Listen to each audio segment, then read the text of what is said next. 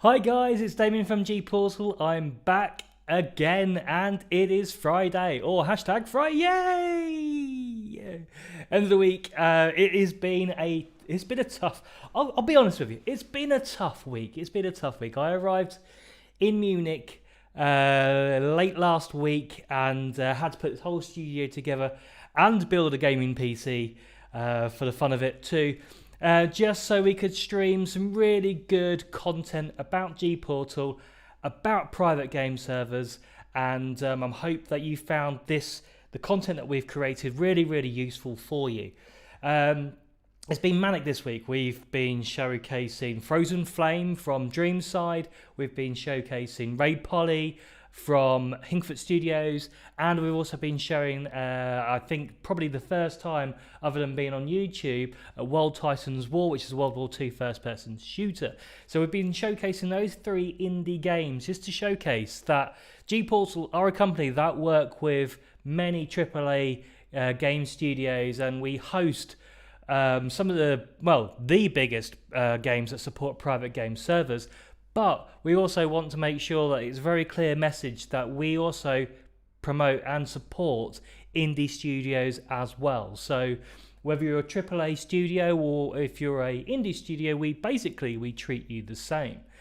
So yeah, check out those games. And actual fact, I'll be showcasing this afternoon a little highlight stream of those three games. So if you want to stick around, you'll be able to see Frozen Flame, Ray Polly, and World Titans War a little bit later this afternoon. Things are coming to a head this afternoon, actually. So it's a little bit. I'm a little bit nervous if I admit it a little bit. So yeah, at 4 p.m. So that's 4 p.m. CST, Central European Standard Time, or that will be 3 p.m. UK time. It's been a long week. My maths might be out. It could be 5 p.m. It's one of those times. Hang on. It's 3 p.m. It's 3 p.m. Greenwich Mean Time will also be the time which I will actually be live on the Devcom conference official Twitch channel. So I will drop a link into the chat in a moment. So by all means, please check it out. It does mean that with about 30 minutes prior to that, this stream will be unfortunately going down until after that has taken place. It's approximately an hour, and then I will also then be doing a live or pre-recorded speaker slot on the Pine platform. So if you're watching right now on Pine, then make sure to tune in at 5 p.m. Central European Time, where I will also share a link to the speaker slot where I will be talking about private game servers and how they rule the world and how they've changed everything and helped with many games in the past, and also all the many benefits that come with signing with a company like GPORTAL. Anyway, I've waffled on for a little bit there, so what I'm going to do, I'm going to jump straight in and play you a video, and this is some of our influencers, and then we'll go straight into another video straight after that. So, if the button has moved. Where's it gone? There it is. See you in a bit. Hello everyone, my name is Damien Reed from GPORTAL, and we are back with some more gameplay. And today we're showing a game called Frozen Flame, the creator, Dreamside Interactive, and Hallöchen ihr Knalltüten, ich bin Basti, aka der Kiekste, komme aus Berlin und streame seit 2014 auf Twitch. In den letzten Jahren habe ich mir eine Community aufgebaut, mit der ich unterschiedlichste Spiele spiele, und wenn es ein Genre gibt, das mein Hauptgenre ist, dann ist es definitiv Survival. Und gerade in Spielen wie Ark sind natürlich eigene Server durchaus von Vorteil, gerade wenn man dann einen dauerhaften Cluster aufbauen kann, so wie ich es jetzt gemacht habe, sodass wir letzten Endes auch eventuell noch in 2 Jahren oder 3 Jahren auf dem gleichen Cluster dieses Spiel spielen können, und als Community-Mitglied kann man sich eben darauf verlassen, dass dieser Server auch noch in vielen Monaten zur Verfügung steht. In den letzten Monaten hat sich gezeigt, dass GPORTAL da sehr gut ist, was den Service angeht. Denn wir hatten hier und da mal ein Problem und mir wurde innerhalb kürzester Zeit geholfen. Und deswegen werde ich mich in Zukunft auch weiterhin auf GPORTAL verlassen. Leute, habt eine tolle Zeit, bleibt gesund, euer Basti.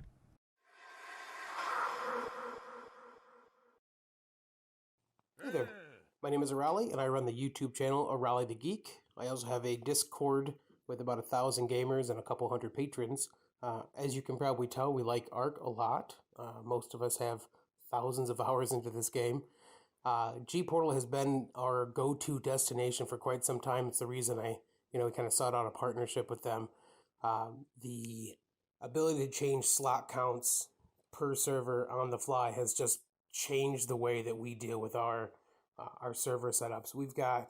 I currently have 9 Ark servers that are running on GPORTAL for the geeks, and we adjust slot counts up and down all the time when we're working with new events that we're doing across the servers. So that's like a game changer for me.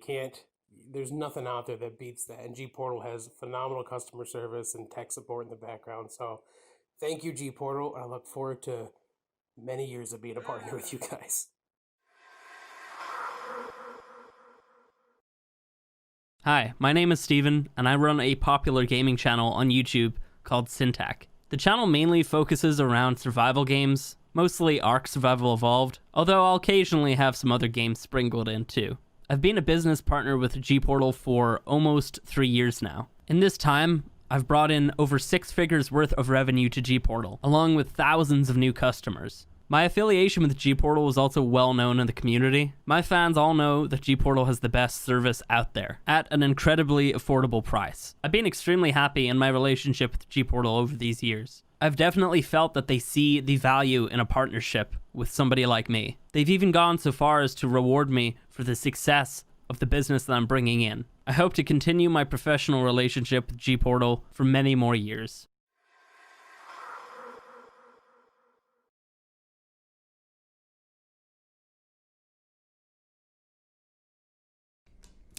And I'm back. Good evening and welcome back to me and to you. Guys, it's been a few hours since I've actually been live talking in front of camera. I do have to apologise for a couple of issues. If you have stayed online for the entirety, you would have noticed the odd thing going slightly wrong. One being I have incredibly... Actually, they don't look that fat, but I do have fat fingers, especially when it comes to keyboards, and I pressed the wrong button and I restarted some gameplay footage, unfortunately. And then we also did have a horrific storm, middle of the afternoon, that completely interrupted the stream. It wasn't good. It wasn't good. Anyway, so... if you have anything to say, if you've got any comments whatsoever about private game servers or about Ray Polly, the game that we showed off this afternoon, then please drop them in the chat. And hello to Tudan TV, thank you for tuning in. You're about to witness a little bit of storytelling. So, I'm going to spend the next 10 minutes discussing about private game servers and how they have moulded the game industry and how the game industry looks like it does today predominantly because of private game servers. So, I'm going to cast your mind back to a game called Half-Life. Fantastic, a great first-person story-led game. Really, really good, and not many people know that Counter-Strike was actually a mod of that game. As we know, Counter-Strike became an incredible force where it was potentially one of the biggest, well, it was the biggest sort of first-person shooter type game that was used in esports. And we are talking over 10 years ago now. But that game came from a mod, came from a private game server. And without a private game server, you wouldn't have got Counter-Strike. But that's just a little bookmark in the history of private game servers and mods and where it all fits together. Because the next game I'm going to talk to you about is, well, it's the biggest game in the world. It's, of course, Minecraft. And Minecraft, arguably, wouldn't be anywhere near as popular as it is now if it wasn't for private game servers. And you're probably going, well, what do you mean, Damien? What are you talking about? Minecraft is a huge game played by millions of people around the world, purchased by tens of millions of people, and I'll break it down. So Minecraft has sort of like 4 key pillars to the game. The first one being it's a survival game. Okay. The second being discoverability. Third, creativity. Fourth, freedom. Now, if you take away the survival aspect, a private game server enhances discoverability, creativity, and freedom in almost infinite ways. There are so many modifications of that game that are out now that it's just incredible. It just where you would load up a new game of Minecraft, and every time you load up, if you ask Minecraft to create a new world, they're always different, and that's your discoverability, of the game. Just imagine if you hop onto a private game server where someone's actually created a whole world. I've listed a couple here. If you wanted to go and, I don't know, battle for the Iron Throne in Westeros, you can. Go and visit the Chamber of Secrets in Hogwarts. You can. Fight zombies in The Walking Dead. Yep, you can do that too. Or battle fight for the ring that rules them all in Middle Earth. Guess what? All available with private game servers. There are worlds out there that people have created. There are game modes out there that people have created, all on private game servers. I remember visiting a place in Nottingham, which is in the UK, a few years ago, and I played a battle royale in Minecraft on a private game server, which is absolutely incredible. So you have that, obviously, that discoverability with all these different private game servers. You have that freedom as well, because there are so many different mods and skins and stuff like that now that are downloadable for that game, that you can actually manipulate your own experience. So, for instance, just to give an example of a different type of experience, you get ray tracing now in Minecraft. Now, ray tracing aside, a lot of the stuff that is brought into Minecraft these days is either influenced or has come straight from a modification of that game. So different textures, or working in the Ender dimension, or all those sort of things, all originated really from private game servers. I was very recently on a looking for some of the best private game servers out there, and I found one that I was compelled actually to go and show it to my family, because my son, my daughter, my wife, my in-laws, my sister-in-law, my niece, they were all absolutely in awe of a private game server that I had found running a version of Minecraft that had been a world that had been built during the last 5 years and is still being built today.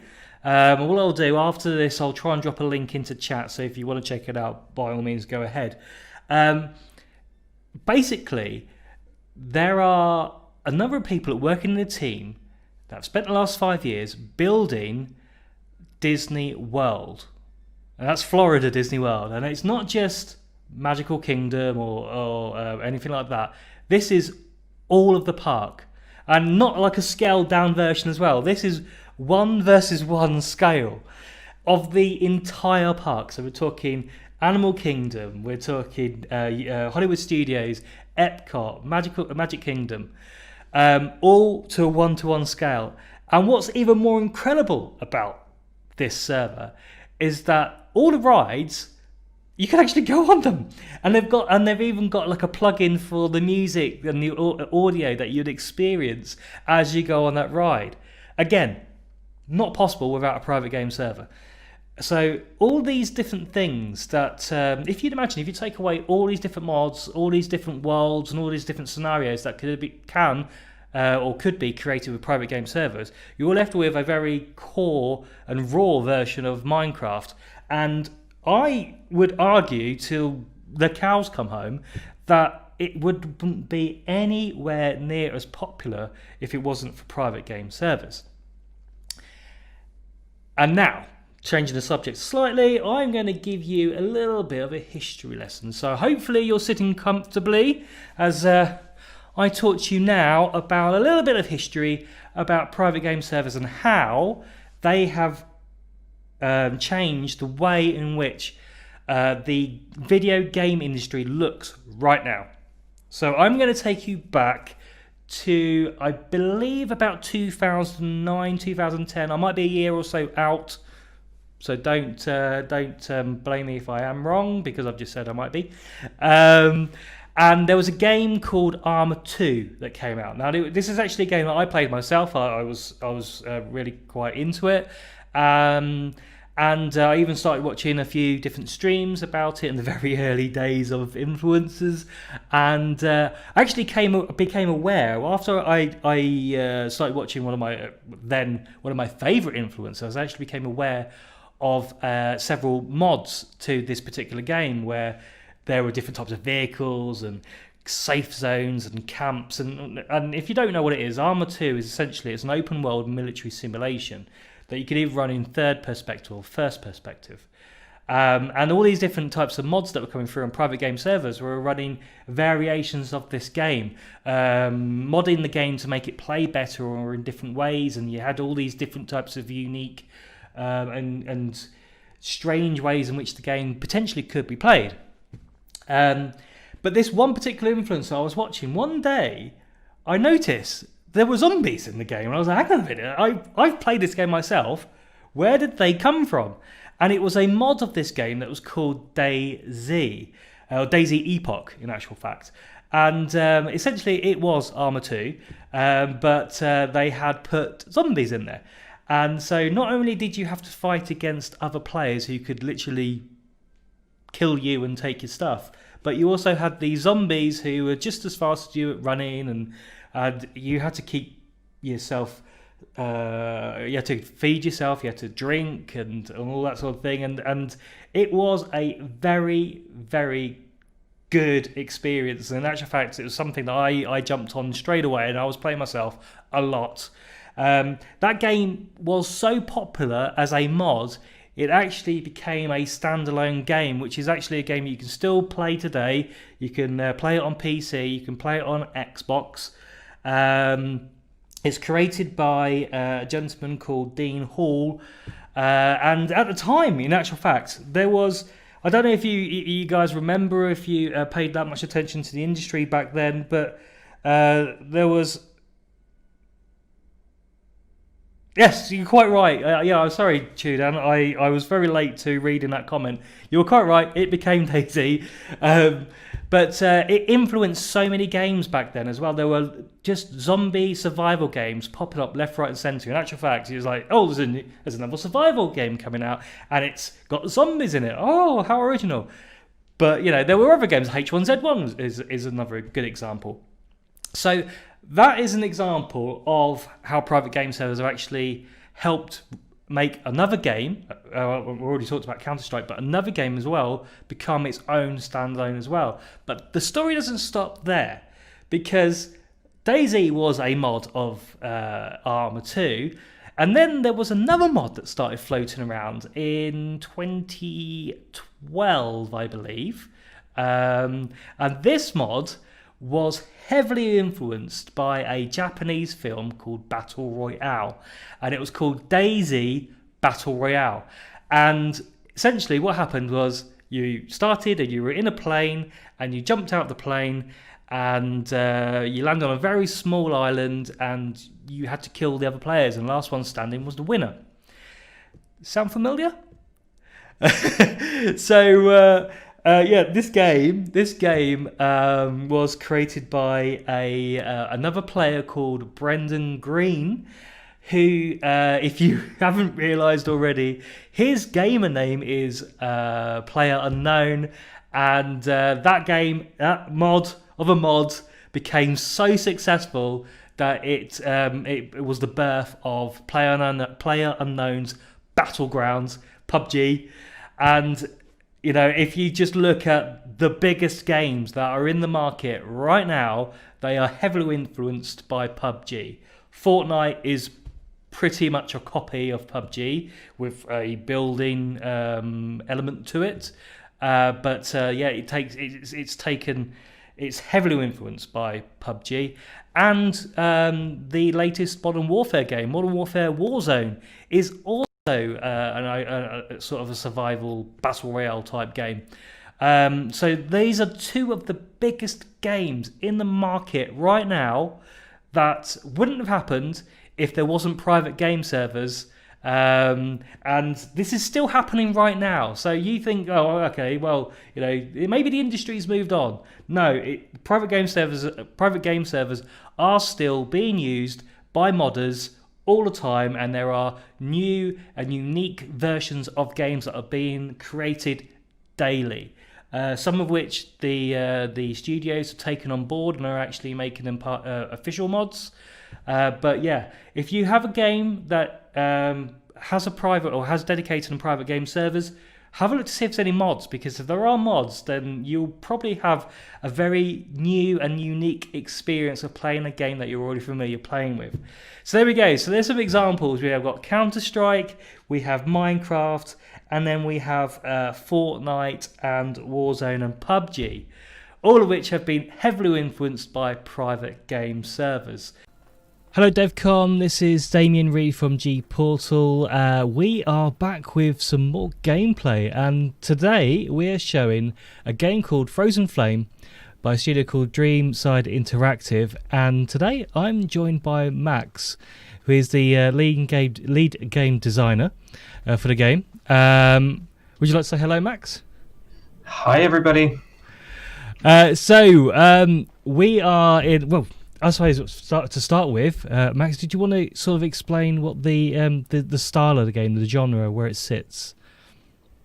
This is a little bit of a strange one because there's like a pretty big mix of everything in here. Well, a lot of things, but mostly we're focused on survival and with sort of RPG system, and kind of Dark Souls-like combat system, if you will. Yeah.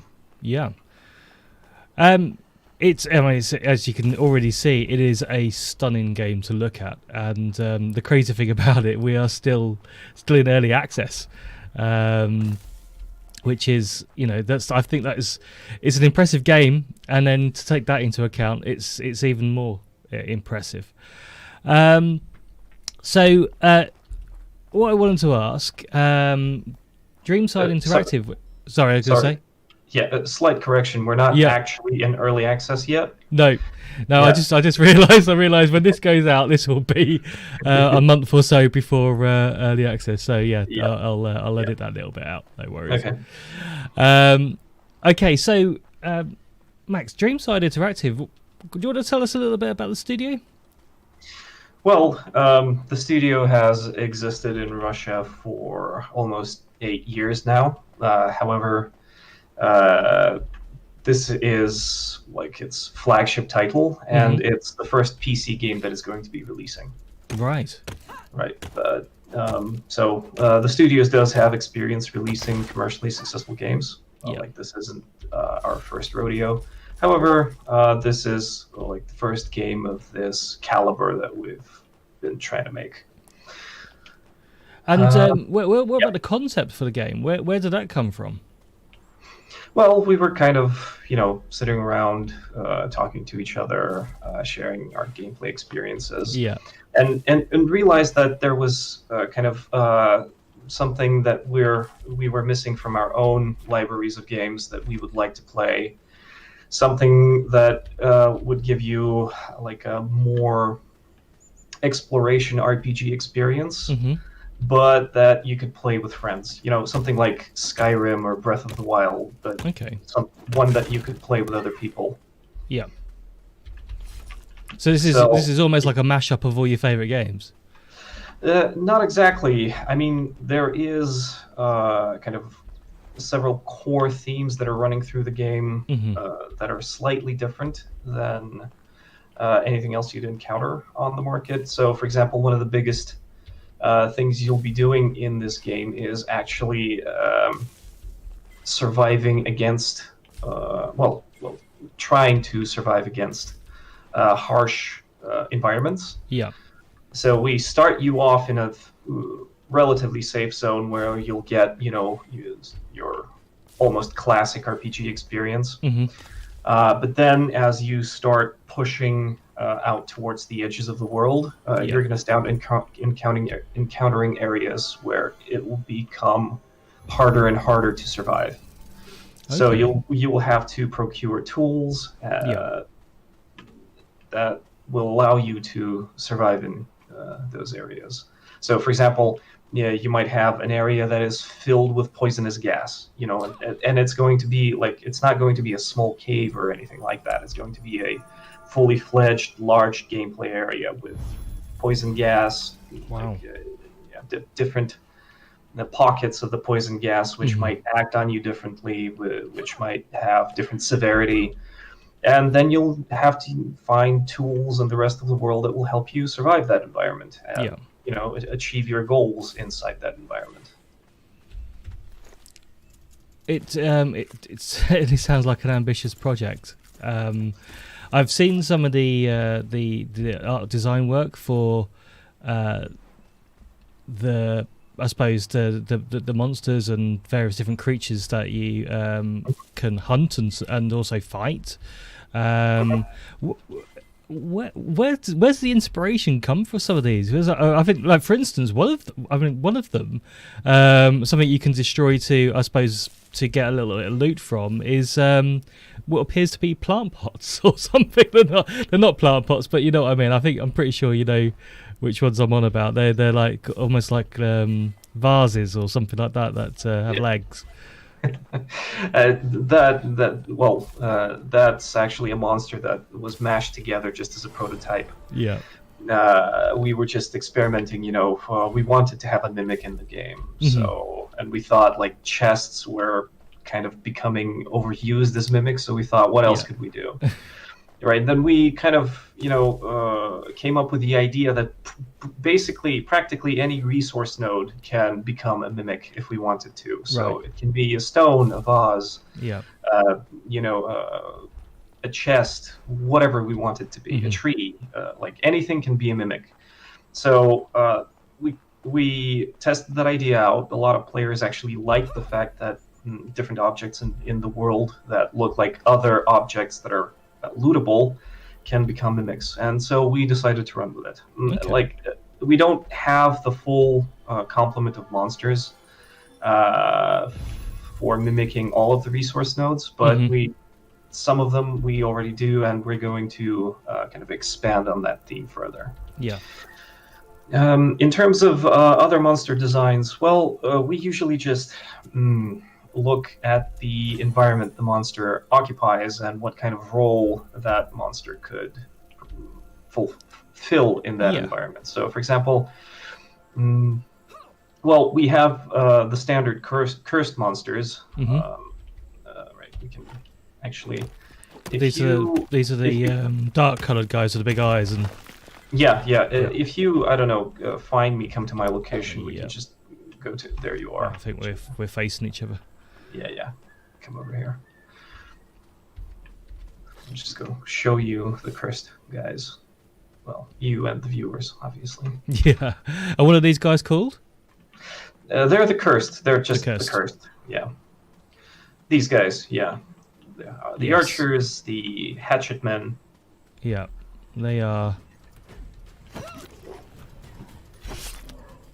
These are basically our generic world enemy. You'll find cursed all over the game world. Yeah. Protecting certain areas. Right, and then these are the guys you'll have to fight most of the time. We have different variations of the cursed enemies. These are just the basic types: the hatchet man, the archer, and the mage. Yes. And we also have kind of develop on each of those themes. There are more advanced mages, more advanced melee, cursed. And later, much later in the game, you'll start kind of seeing hybridized cursed creatures. Like really?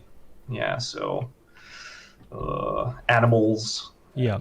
And even big monsters. Some of the bosses in our game are also cursed monsters. Wow. So, yeah, and these are the guys that are going to comprise most of the encounters. And they're also, apart from the cursed monsters, there are also different creatures inhabiting our world. Okay. And so usually they fill a particular role. So, for example, our elementals are challenging resource nodes, basically. There are resource nodes that you mine not through your standard crafting progression and with tools. You just do it with weapons. They're very tough to kill. You have to be very well prepared, but they give you a lot of resources that you can use for crafting. For example, I was going to say, I've as you can see, I've been playing it a little bit myself. I'm rank 11 now, and I've probably died. I've probably died a dozen times getting to that rank. It's not. And this is not to put anybody off, but it's not a game. It's not immediately an easy game. I suppose it's as easy as you can make it. I suppose if you want to attack these guys, then you have to face the consequences. But you can also stay away from them as well to an extent. Yeah, we actually have a lot of gameplay built into the game that doesn't require you to enter combat. You can progress pretty far into the crafting trees and to the exploration part of the game without having to swing your sword or cast spells. But combat is still a very big part of the game. You're not going to be able to avoid it entirely. And yeah, it does tend to be pretty difficult. So we wanted the combat system to be challenging, but at the same time fair. You know. Yes. Yeah, rewarding. Yeah. Yeah, exactly. So, and also, we wanted to make the combat feel like if you died, then you could always find, the mistake that you made. Yes. Like, maybe the mistake was going too early into a zone with enemies that are too powerful for you. Or maybe missing the timings on your attacks, or maybe not understanding how the monster works properly. And also, it's always on us to make sure that the monster behaves in a kind of predictable and systemic manner, so that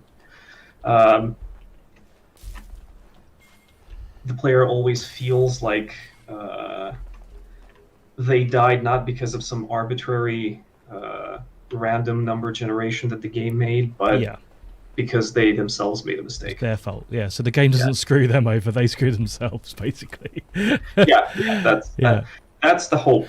That's the hope. Yeah, I mean, at least we're trying to target a combat system that works in that way. Yeah.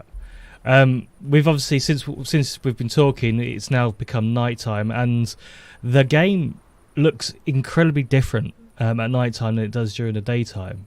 Where there are certain things that glow. I don't know if you got the influence from, for instance, Pandora from Avatar, but like the butterflies now that I'm walking around in, they're all glowing, which are really, really cool. It just gives the game so much atmosphere, and it feels completely different at night time. It's an incredibly cool game, cool looking game.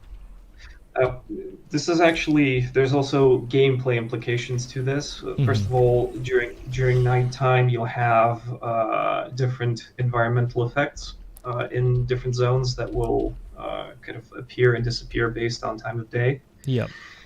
There will be also monsters that appear only during nighttime, and as you said, the glowing effects actually make finding points of interest easier at night. So there's actually extra meaning to exploration during nighttime. There are things you will be able to see during the night that you won't be able to see during the day. Right. And this is actually intentional. Okay.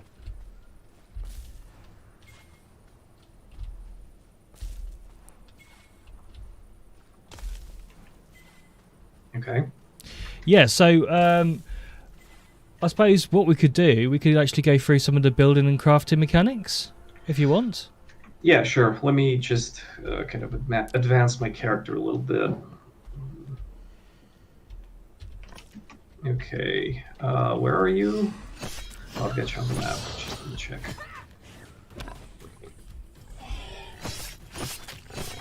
Okay, there you are. Okay, I'm coming your way.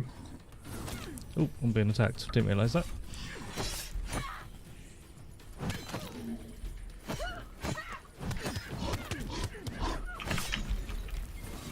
Okay, let's go somewhere where it's a little bit safer than Yeah. here. Okay, all right, follow me.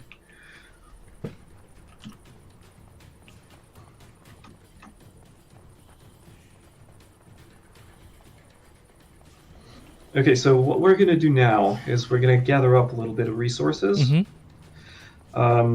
First, we're going to build a small house that we can build a couple of chests in, dump all of our stuff there. And then put down a crafting table and demonstrate some of the crafting that goes on in the game. Okay, so what kind of recipes do you have unlocked currently? I have. I can build a campfire. So are you going for a primitive, archaic? I've got primitive and archaic unlocked. And in relation to when I press Q, I can build. I don't know what that's called, to be honest. I think it's it's the protection. What is it? You can hold down Q and it will actually give you a radial menu with all of the names for the different. Foundation modules. with Sentinel. Yeah, that's it. That's what I was looking for. So I could build a wooden foundations, walls, stairs, wooden roof, fence, and pillars. Okay, so our crafting and building systems are a little separate from each other. So the building system currently doesn't have any limitations on the modules, as long as you have the resources for those modules. So it doesn't require you to unlock anything. Yeah. Just as long as you have all the required resources, then you can build. And modules are generally work like this. You place it down. Yeah, we're building next to this guy over here. Yeah, okay, let's kill him. There's two. There's a few. Okay, let's go build somewhere else.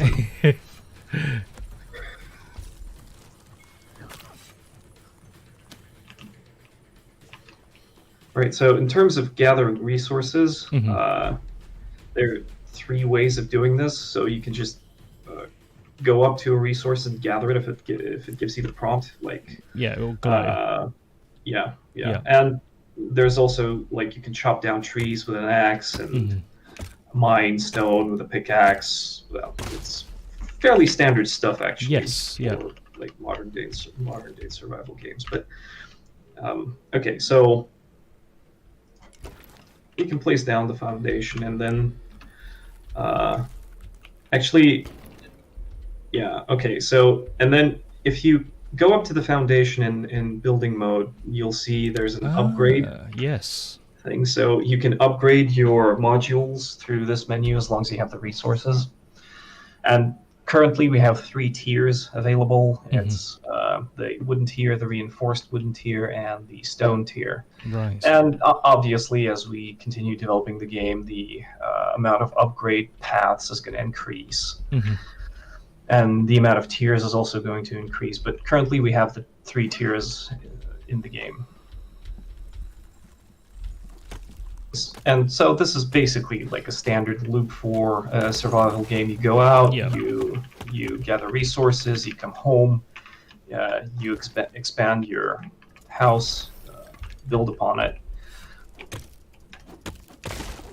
And the house performs like 3 major functions. It protects you from environmental effects. Okay.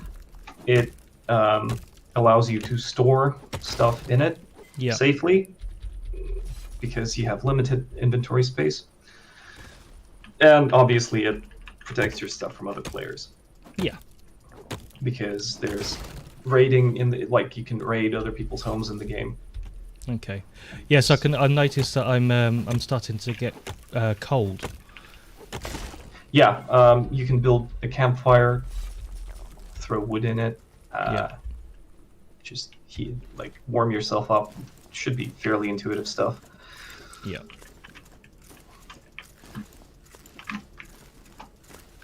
Okay, so anyway, I'm just gonna, if you chop down enough trees to build a couple of chests. Okay. And then I'll mine the wood that we need for a workshop.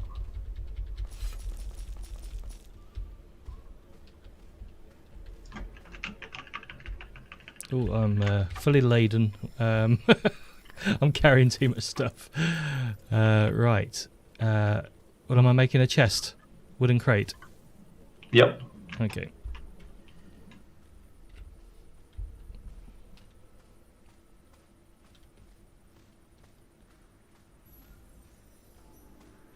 I think I've just seen you. Is that you leveling up? No, that's me actually unlocking recipes. Oh, I see. Yes, of course. Yep. Yeah. We currently have the same effect for those two things, but we're going to separate them a little later down the line. Okay, I'm just going to go level up because leveling up gives you memory shards that allow you to unlock recipes. Okay. And in our game, you can also explore and find monoliths and examine those monoliths to receive memory stones, memory shards with which you also unlock recipes. So basically, there are two ways of progressing through the crafting tree technology trees: by leveling up and through exploration.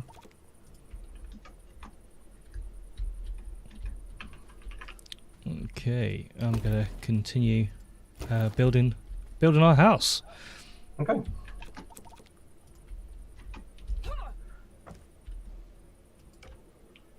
Nope, not enough resources.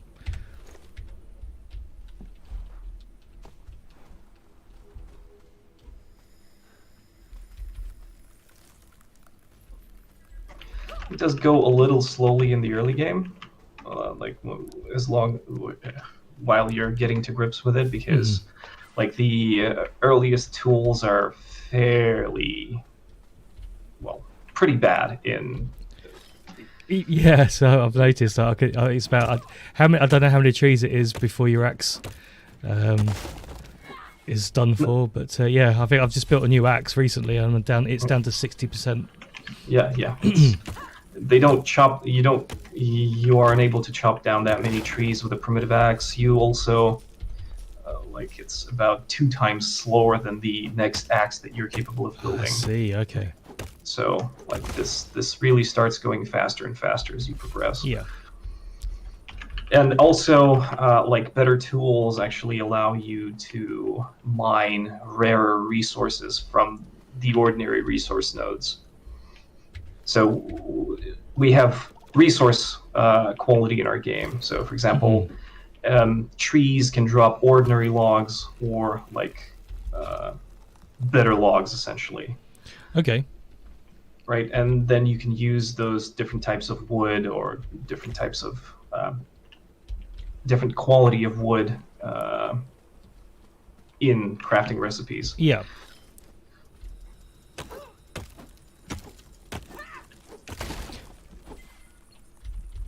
So whilst we're leveling up, let's talk a little bit about Dreamside Interactive. How long has the studio been going for now?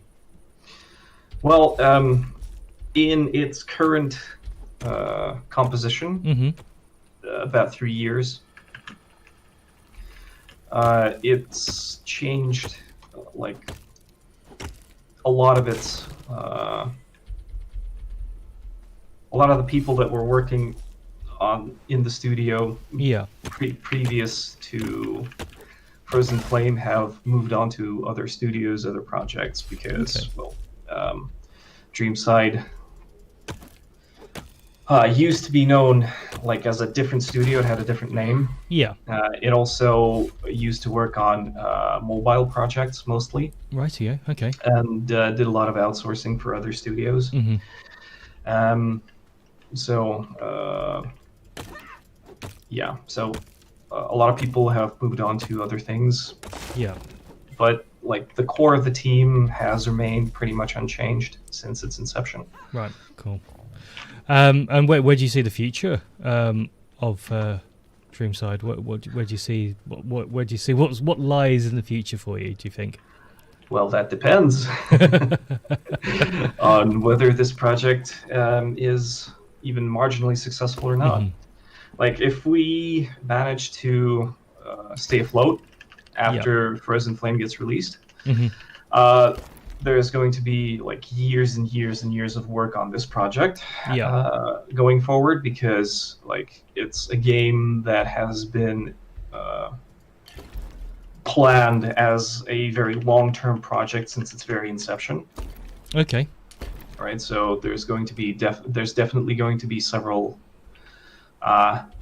major updates to this game, expansion packs. We even have a lot of them planned out already. Oh, brilliant. Yeah, so like we know where to take this, and also we have several other similar projects in the works, mostly like prototyping, trying to find new interesting ideas. Yeah. So we basically internally have two teams, like one working on Frozen Flame full time, and the second smaller team is basically guys that are just sitting there experimenting with other stuff, like seeing where else we can take the studio, what other projects might be interesting, what other games might the market be interested in. Yeah. So that's that sort of thing. So. But we're mostly focused on stuff that is multiplayer or or at least has a very strong co-op experience. Yeah. Like so you shouldn't expect anything that's single player or or a platformer from us. Okay. So where do you get my words out? I'm only on one coffee today so far, so I'm struggling a little bit, I have to admit.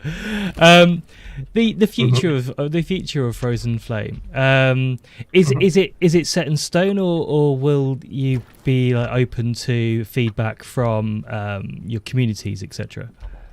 Oh, we're definitely taking a lot of feedback from our community. We've been doing that ever since we first started showing the game to players. Like, we're always working with the community. We're actively integrating feedback. We're definitely shifting things around a lot.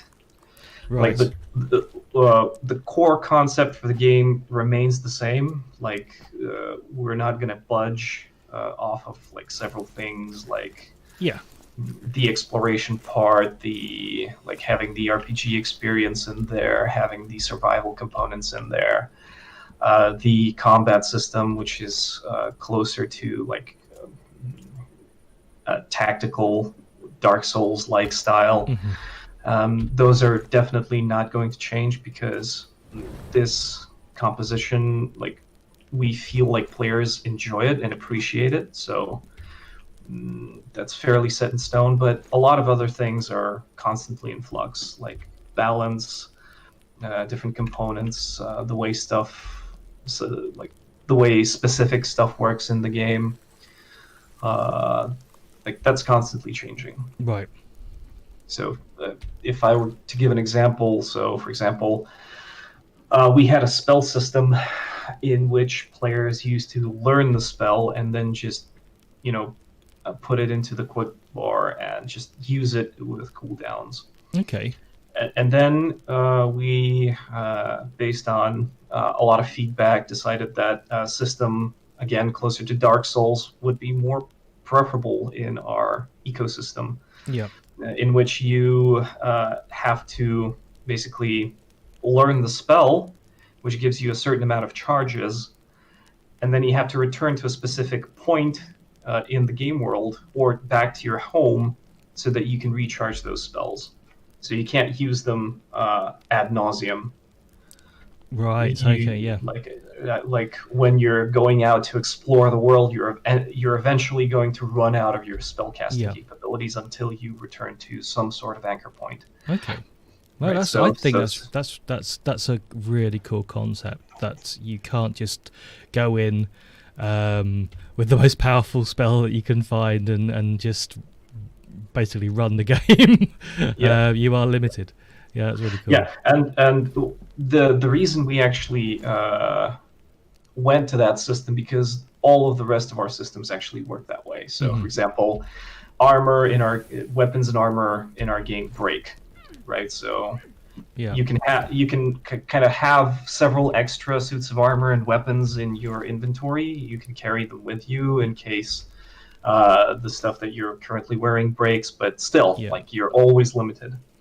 It's going to be the same with spells. Okay. So we decided to rework that because mages used to have an unfair advantage in exploration because they could just fill their quick slots with spells, and they never had to return to a base or to an altar to refill those spells ever. So like a lot of that came from community feedback. So yeah, we do tend to change systems and different components of the game heavily, depending on how we see players interacting with it. It's got to be, in I suppose on the surface of that is an amazing concept that you want to manage the progress of the future of the game like that. But in other ways, it's a very, I suppose, brave way in which to run the game as well, because everybody in your community is going to have different opinions. Definitely. So it's I suppose when you decide that if you are going to change something like that's how many meetings would you have about a decision like that? It's not just something you just go, one morning let's change this because we've had a few people on talking about it and they don't like the way that game runs that way. It's commendable. It is absolutely commendable. That's the way you want to progress the game and then let it like evolve as people are playing the game. Well, I actually think that's an important key to success in the current game development environment, at least for games like ours. Yeah.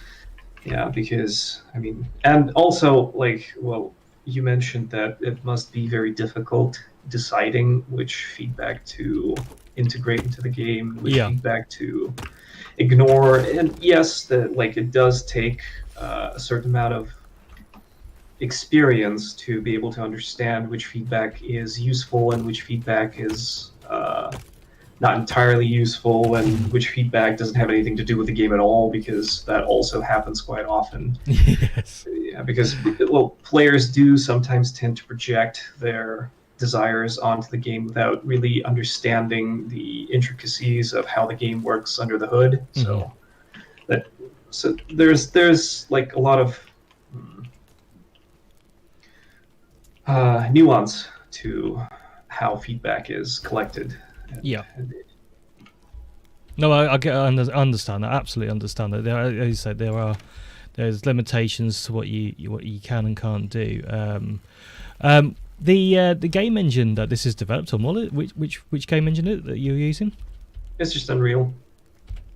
Just Unreal Engine. Yeah, which is in itself is it's a fantastic engine that a lot of studios are using these days. But there also there are I suppose limitations with Unreal. There's with anything, I suppose. Like for instance, if I was to buy a car, I wouldn't expect it to fly. For instance, it's not a plane.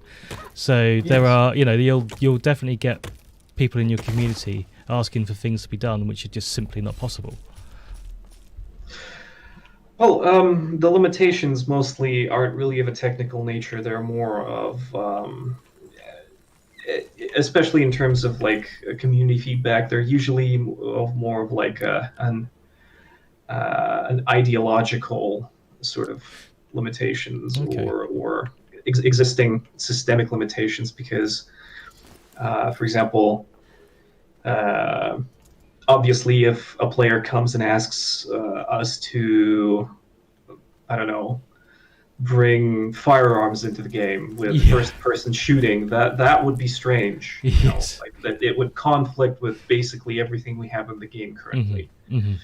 Right? So that's an extreme example, but like this happens very often when a player comes in, and their feedback might even be reasonable, but we might not be able to do it because it conflicts with some other part of the game that we're pretty set on not changing. Yeah.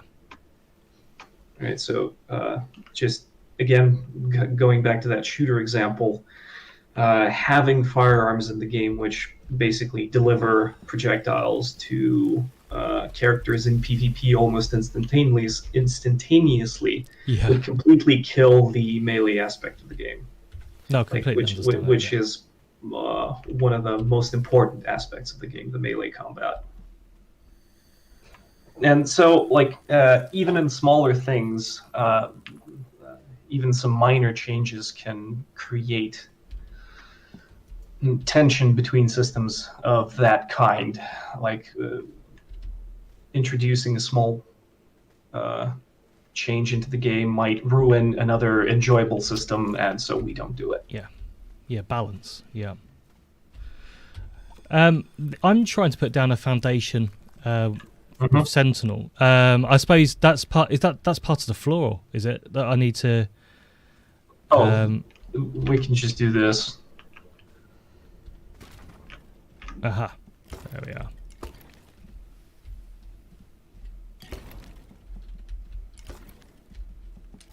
There we go. Oh, okay. No, that doesn't work. What's that? What have you done? Because with the fence, the interaction doesn't work with the Sentinel. Okay, now we gotta go out and find some flame crystals to fuel the damn thing. Right, I think I have some. What do we need? Flame crystals? I have some. I have crystals. Yeah, I've got some. Yeah, interact with the Sentinel. And put them in there. Okay. There we go. And so that will now protect 10 hours. Everything we've built. So basically what the Sentinel does, it protects the buildings that are inside its influence radius. Right. Right, so it prevents them from decaying over time. And we have crystals of different power in the game. The largest crystals will protect power the Sentinel for several days. Okay. And I suppose they're difficult to find, or more difficult to, or harder to obtain. Actually, no. No? well, yes. The bigger crystals are marginally more difficult to obtain than the smaller crystals, but yeah. And you can also build a flame crucible, which allows you to convert your experience points, the flame, into flame crystals.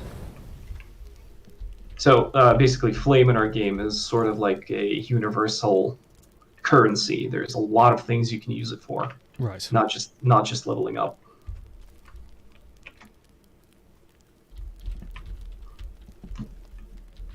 Okay, so I mean, we've been playing this just under an hour, and and we've built the first floor of a lovely little wooden house. It's a hovel. Come on. No, it's a house. Okay. It's my holiday home in the mountains. That's what it is. I'm talking of mountains. There's oh, you put in a roof on, lovely. I'm just looking around at the skyline now, and there is clearly stuff. I've not ventured out far enough yet, but I'm looking at in the sky now, which I can't begin to describe what it actually is. It looks like some sort of hurricane or tornado in the sky, lightning in it. What is that? That is, in terms of our storyline, one of the most significant places in the world. Right. The epicenter of that, the ruined tower under that. Yeah, that's your goal. That's essentially the place that you have to reach. Okay. In terms of the storyline, I'm not going to go into more detail than that because spoilers. First of all, spoilers. Second, things are constantly in flux at the moment, so as not to make any promises that we're not going to keep. Okay. No. Okay, so maybe, like, we've done some building. Maybe you could showcase some of the crafting stuff that we have in the game. Right. I was just going to put on a little bit of a roof, but I can't seem to...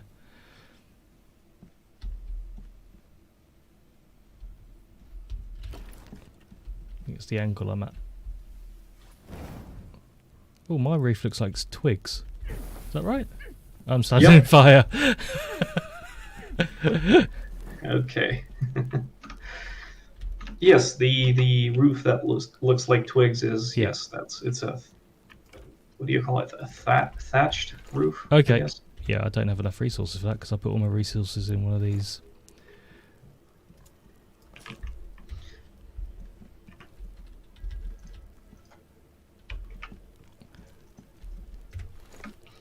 So, if you would go up to the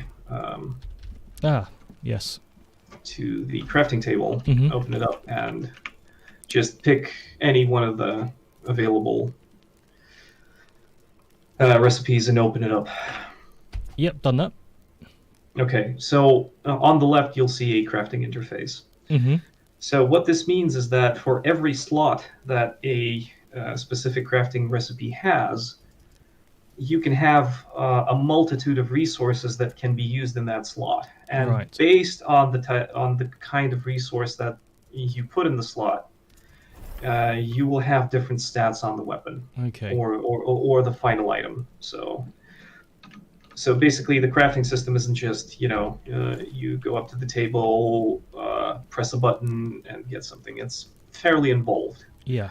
You also have to explore the world to find better resources. It also means that as you progress through the game, a lot of the earlier recipes stay relevant, because as you find better materials, you can actually have lower tier stuff be better than higher tier stuff for your specific use. Right. Right. So there's a lot of flexibility in this.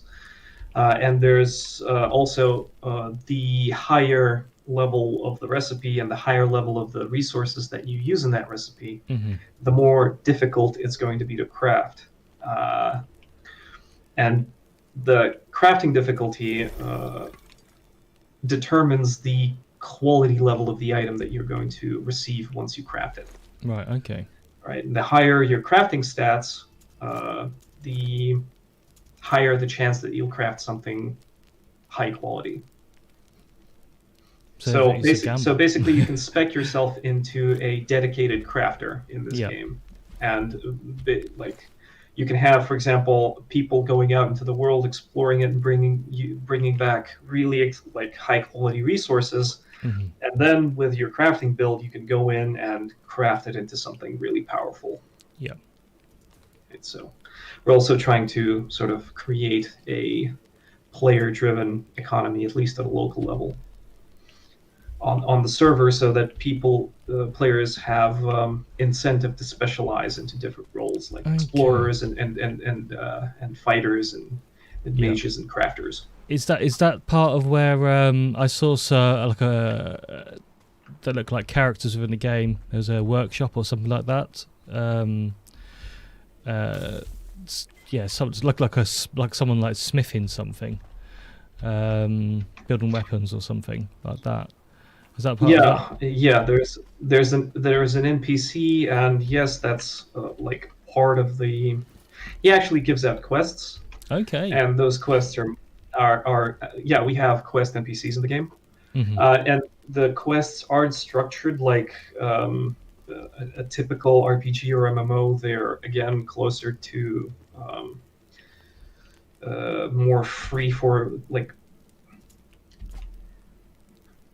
Probably the closest, again, would be Dark Souls in terms of how quests are structured. So they tend to be vague and they tend to be very long running. Okay. So it's not something like you get a quest, you go kill 10 boars and come back and the quest is complete. Nothing like that. So, for example, with this guy over here. Oh, you're still at the house. Yeah, okay, sorry, I was just trying to work out how to build some armor, but where are you? Oh wow. That's actually not that far away. Actually, that makes me think maybe we should add some sort of tool that will allow players to teleport to each other. Might be an interesting idea. Oh, you behind me? Oh, there you are.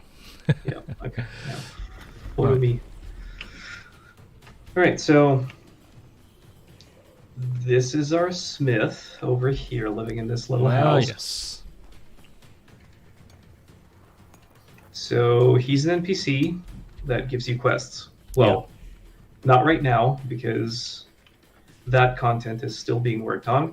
But he actually gives you a quest, one quest that will take you basically across the entire world to complete. Oh wow! Okay.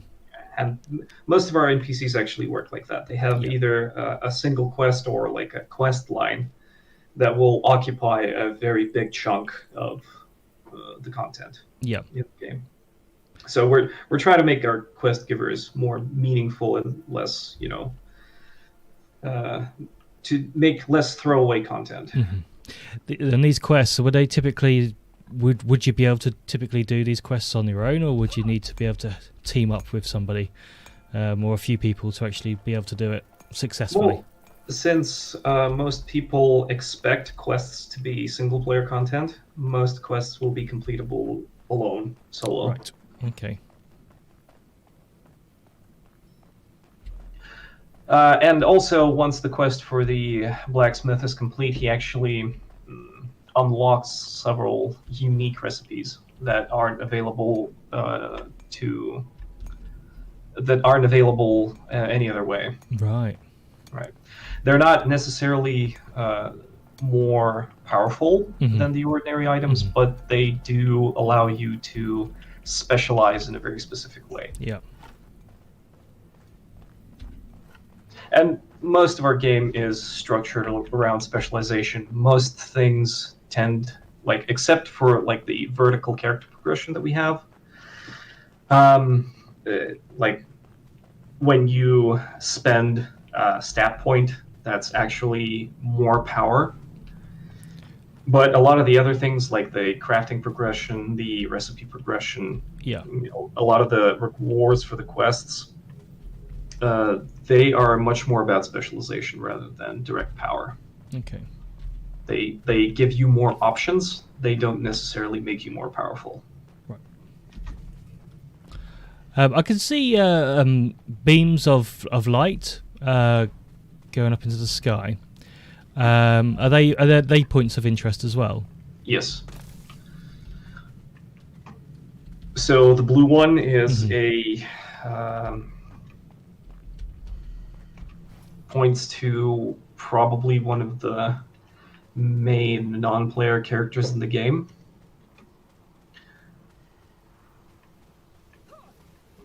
She's like the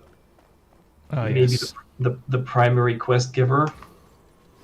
And there's also these pillars which have some quest functionality of its own.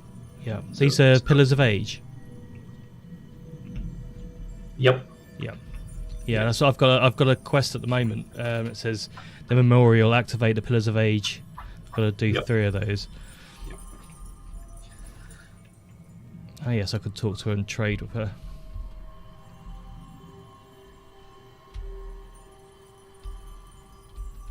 So the crystals that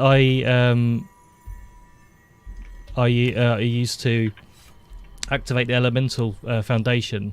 Are they the same crystals that you need to deposit here as well? Yes. Yeah. Yes, the green crystals. Yep.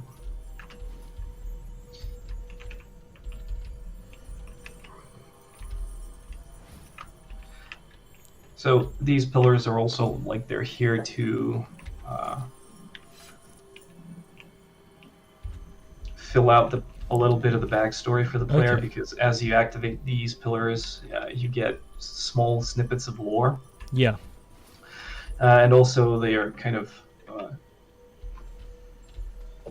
motivate exploration a little bit, because when you first arrive at these pillars, you usually don't really know necessarily know what all of the items that these pillars need are. Sure. Yep. Right, so you're basically kind of wondering like what these items are, where you find them, and then kind of start looking through the recipes, asking other players. So we're leaving these a little vague intentionally. Yeah. Yeah. Well, I guess we'll see how that plays out, essentially. And again, we're expecting players to expect to be slightly more involved in figuring out what things are and how they work in the game. So, for example, unlike a lot of the typical MMOs that you get, you'll have things very explicitly explained to the player. Yeah. Yeah, so we're trying a slightly different approach where a player would have to. Yeah, that's cool. I mean, you know, that again, that helps with the community, with creating communities, and in my opinion, that's what games are about these days. You look at some of the AAA titles that have been around for years, the ones that churn out new games every year. They've in recent years started to look at trying to build communities for those games as well. So, yeah, it's a massive factor. In relation to, I suppose, multiplayer, that side of this part of the game. Was there any reason why you decided to as a studio to go with dedicated and private servers? Well, certainly. First of all, you can't really have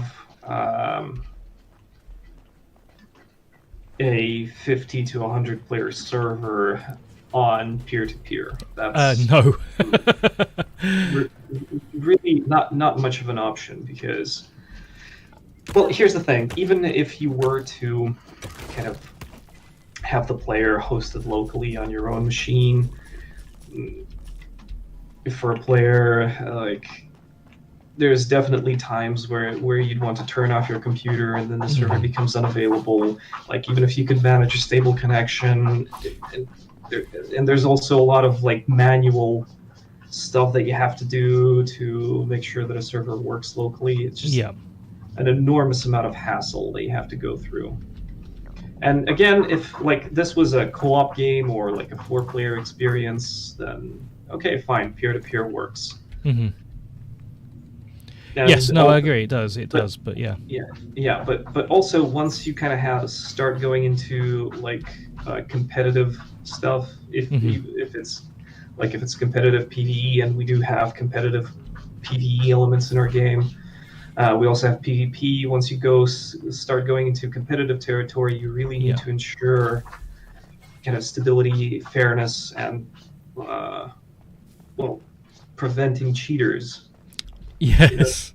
At least on the official servers, because on the private side, well, it's a different story. But as long as it's official servers, you kind of have to make sure everybody is on a level playing field in regards to cheating.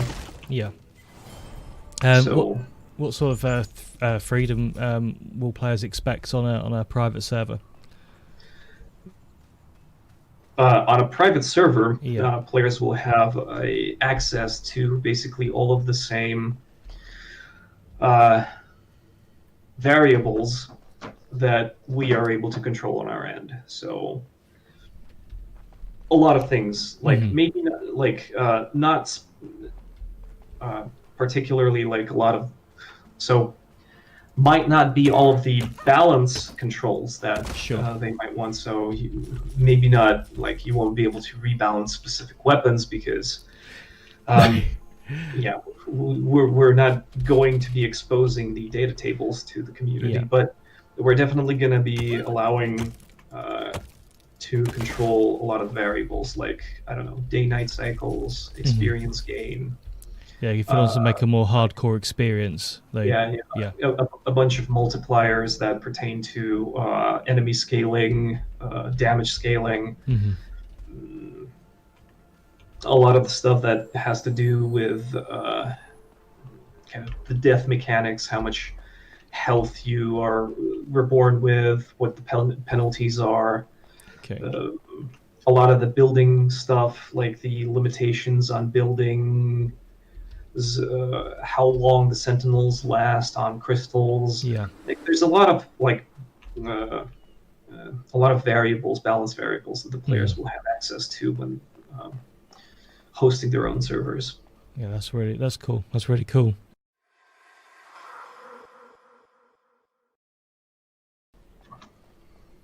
Okay, so let's go clear up this village, loot everything in it, and then go find a golem and fight it. Oh, okay.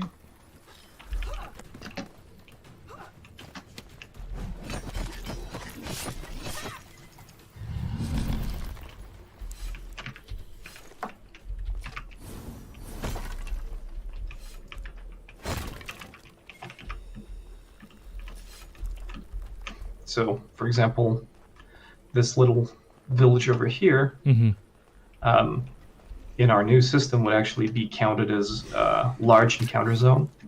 Right. Right. And so we'd be drawing significantly more aggro right now if the system was in play, because like it's sort of like it not only increases the spawn rates, but it also sort of acts like the director for the mobs. Okay, yeah.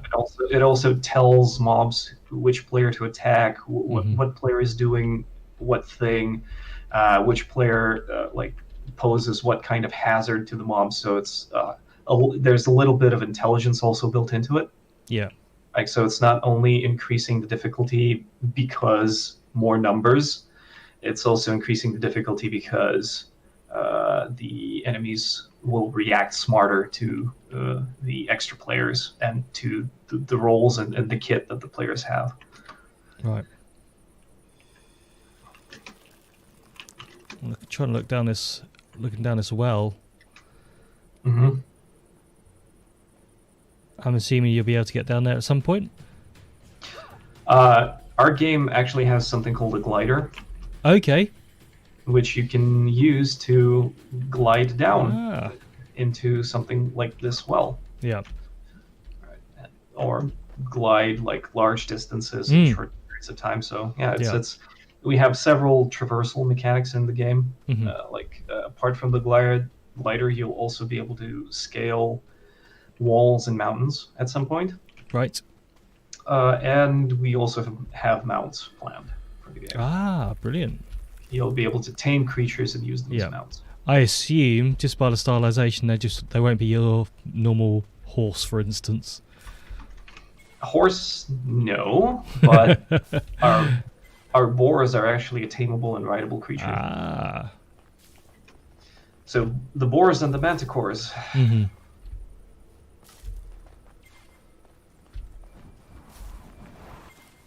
Oh, what was that? I was actually using the crystals to give myself flame. You can consume the crystals that you find, the flame crystals, to give yourself a flame, an extra boost of flame. Oh, yes, okay. Again, blatant plagiarism, but whatever.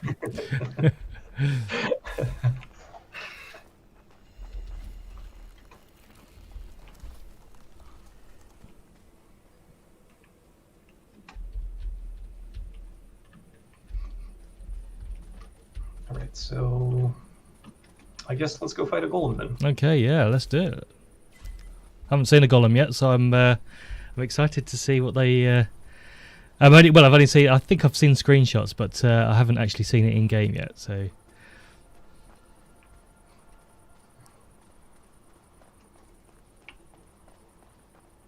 Actually, it's not a golem; it's an elemental. But yeah, we've been developing them for about half a year now, and the entire team continues kind of confusing them, calling them either golem or either elemental interchangeably. So it's been weird.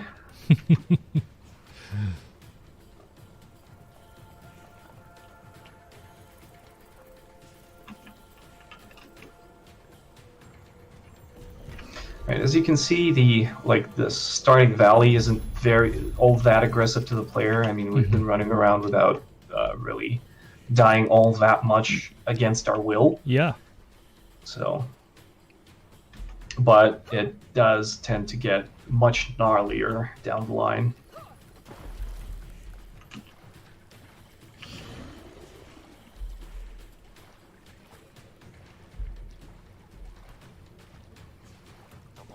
So, is there anything else you'd like to know about the game? Or the studio? I can't eat and swim at the same time, can I? No. Which is not advisory anyway. I could get cramp, for instance. Yeah. You can drink and swim.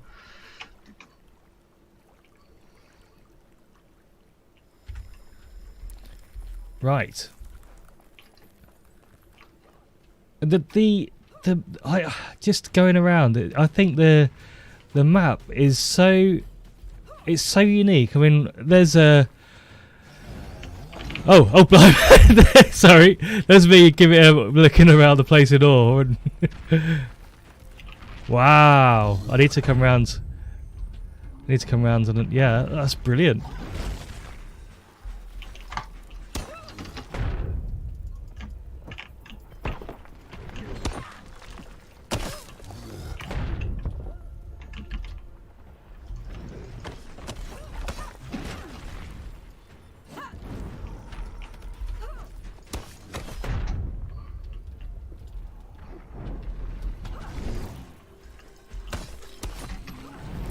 So there are a couple of issues with the golem right now because it's got kind of problems with tracking the player. Mm-hmm. It's a little bit slow. Yeah. And for some reason... I'm dead. Well... Where does I come back?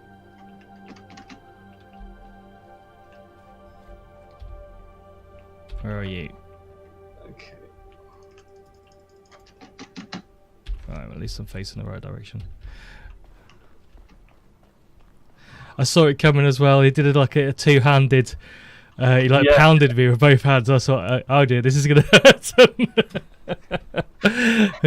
For me, it happened in slow motion. Yeah, it's a slow attack, and you can see it coming. And if you're in a situation when you can't dodge out of it, you kind of already know you're dead, but you're not dead yet. Yeah. So. Fun little dynamic there. So I'm not actually that far away. So.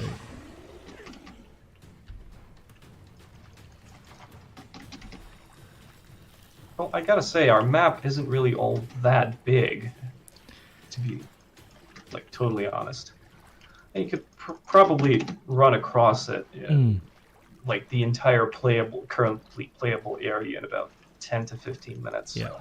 But it's what I was trying to say before, just before I died, there's the creativity that I'm looking around at the moment. I mean, I'm coming up now. It's I'm not entirely sure. Is it a shield? A giant shield that's in the ground? Yes. Yeah, it's a shield. There's also kind of lore you can discover about the reason for that shield being there. Yeah, stay down.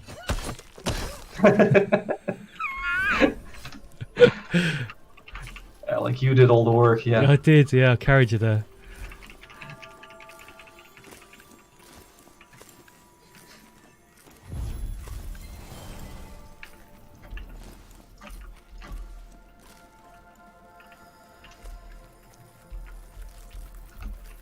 The sound effects are really, really good. There's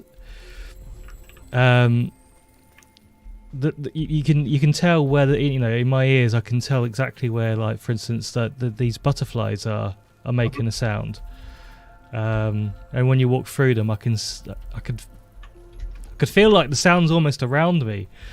Very, very cool. That's actually a feature of the Unreal Engine. It can actually create sound sources that have that aren't emanating from a point, but that can be emanating from a sphere. Right. All right. So when you're inside it, it will actually sound like it's coming from every direction. So Unreal has like a lot of great technical solutions to different problems. So it's a great engine. Ooh, what's up with these trees? Yeah, they're cursed. And they're gonna start damaging you if you come too close. So. But they do have like unique resources in them. Okay. Well, they have a chance to drop a unique resource. Yeah. So there's actually incentive for you to chop them down.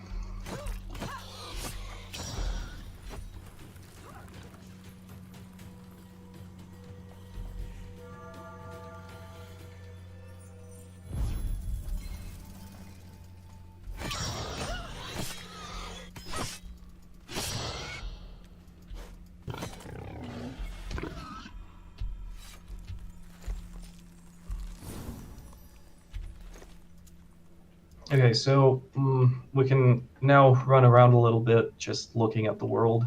Yes. Yep. So. Okay, where are you?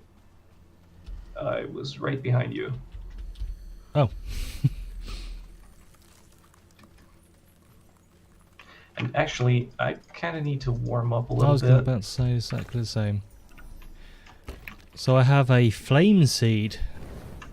I can do the same, can I, with a flame seed? A flame seed?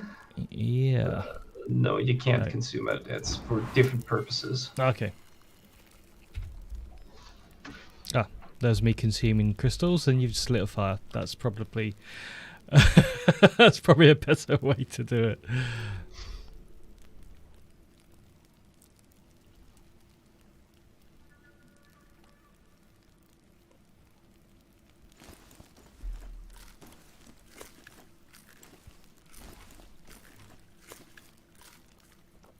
So what sort of process do you have to go through as a studio where when you come across like these? I'm just looking right now at the back of a vertebrae of a dragon, and where I've played so many games where the landscape is fields and trees and maybe a little town, and of course they do have to go through certain design meetings and iterations of game to come up with actual concepts of what's a game's gonna look like. But how do you decide that you're gonna put a dragon in the a dragon skeleton in the middle of the map? Well, Okay, there are two prerequisites that a studio needs for like interesting creative solutions to arise. First of all, you kind of need sort of a guiding vision. So Yeah. everybody on the team needs to know what you're working towards. Mhm. So everybody needs to be well acquainted with the world itself, its history, understand like where everything comes from and Yeah. what the rules are that the world is governed by. It also needs to understand what the main gameplay pillars are. What are the main things that the player is going to hopefully find interesting? Okay.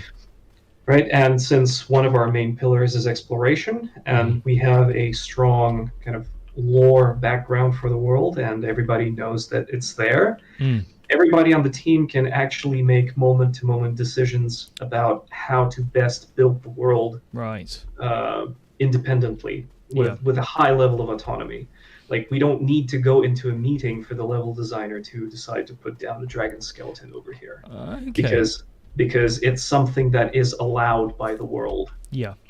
Right? And so as long as our level designers understand these rules, they can be creative with these rules. That's like the first prerequisite. And second prerequisite is great level designers. Yeah. And I mean, the communication within the team is still like always a very difficult task.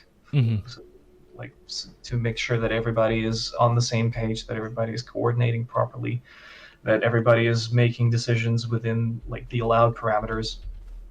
But still, like as long as you have a strong vision for what you're doing, you're properly communicating that vision, and you have great people working on the team, like the rest is just like technical details.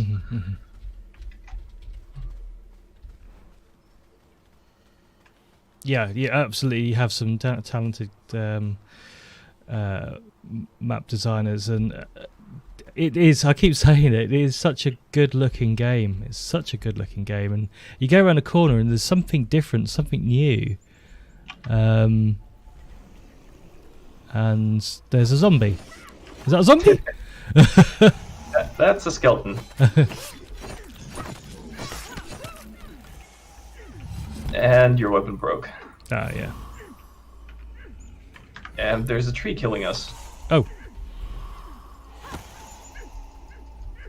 Can I chop it down with just a standard axe? Yes.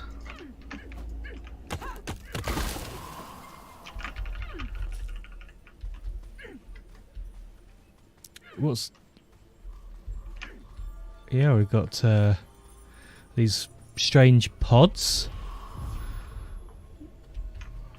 I'm probably describing them in very strange ways. Well, they like that's how you describe a strange thing. Yeah. I don't think there is a non-strange way to describe a strange thing.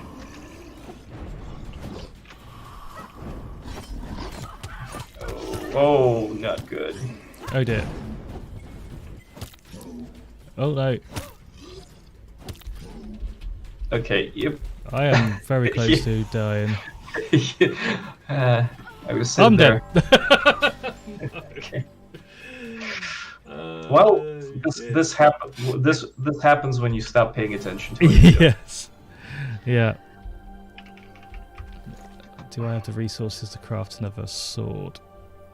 I don't. What am I missing? I have no fire. Oh, I have nothing because I died. you can actually repair the sword that you've broken. Yeah.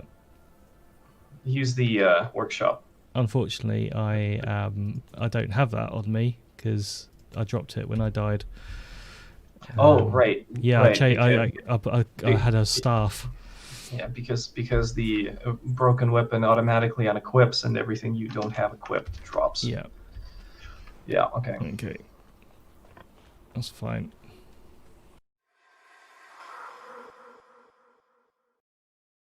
Part of the gameplay too. Yes, how to die. How not to play the game.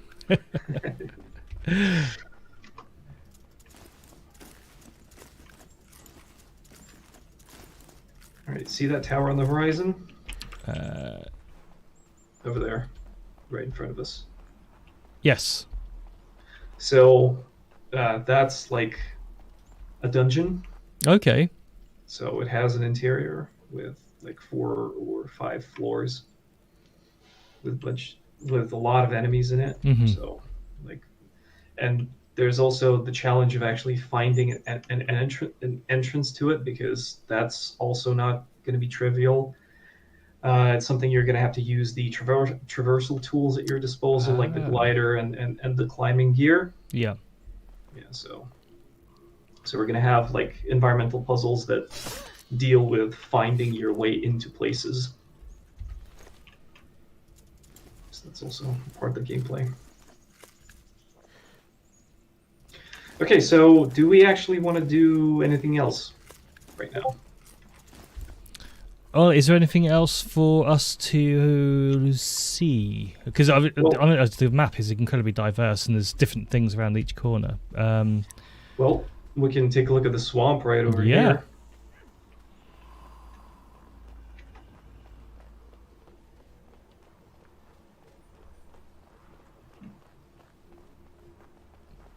So this is like the beginning of the swamplands. Right.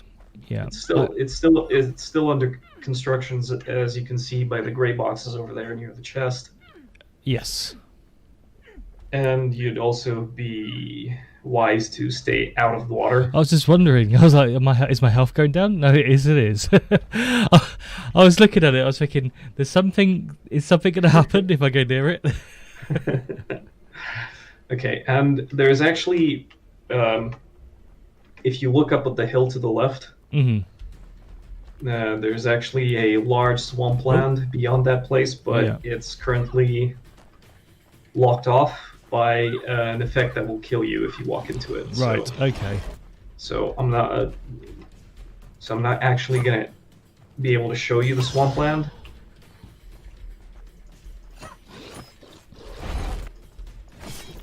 Oh, he can move quick.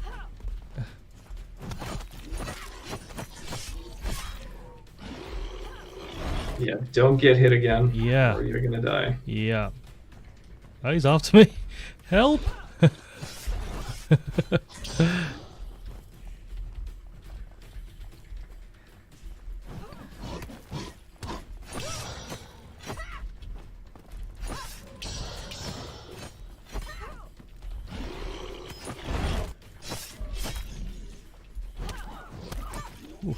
You're nearly dead.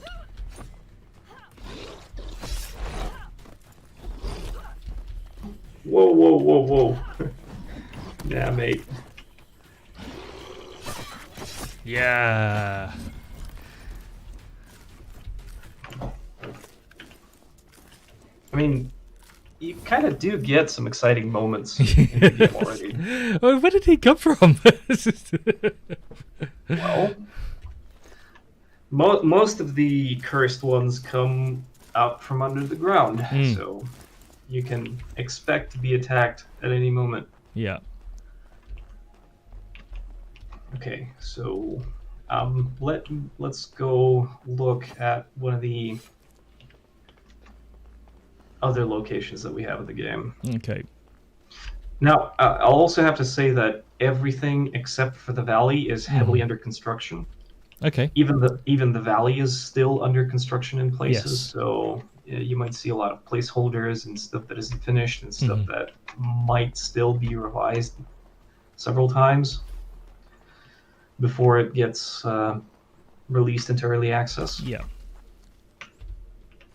So this is not the final product, but we're getting there. Okay, so let's go take a look at Titan Heights, which is an icy location. Cold biome. Sounds like a school. Sorry. Titan Heights.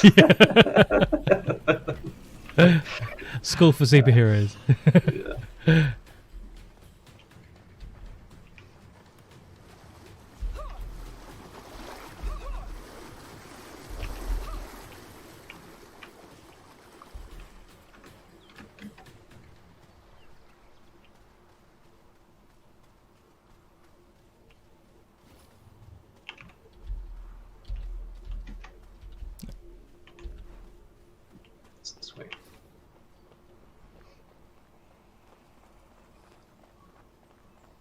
Of course, we have those fast travel things that we can use as well. Yeah, To get... yeah. I sort of forgot about them.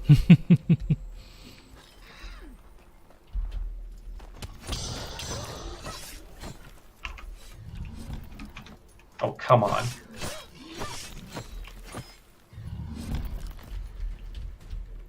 Just when you think it's safe to loot.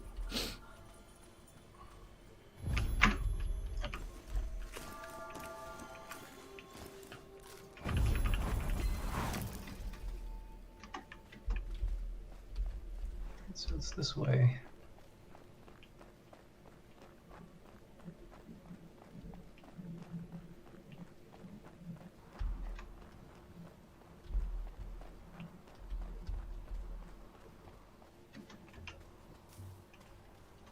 Why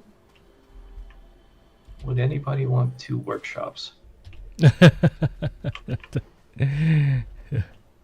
not like they have any extra utility.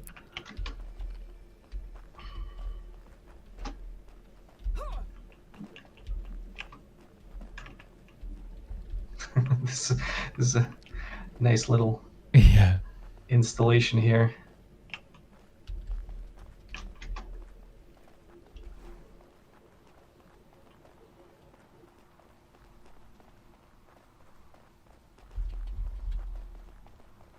It's about to get really cold.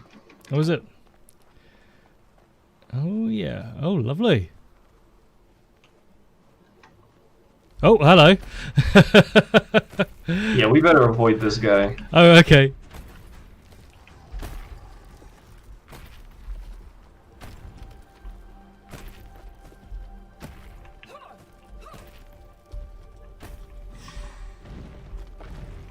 He's throwing stuff at me. Extreme snow fight. So yeah, we are. Oh boy. Oh, hello. These guys. Yeah, let's just. Are we attacking this one or not? No. No. Let's just ignore him. We're just Yeah. running around looking at the world. So I just realised my health after I've been hit by that snowball. So this is more like. Are you freezing? Yeah. Okay. So this is like a location with a lot more verticality than the valley. So we have a rocky mountainous area, cold. Well, don't mind the textures on the ground because they're still a work in progress. So it doesn't look quite the way it should. Probably gonna need another fire here.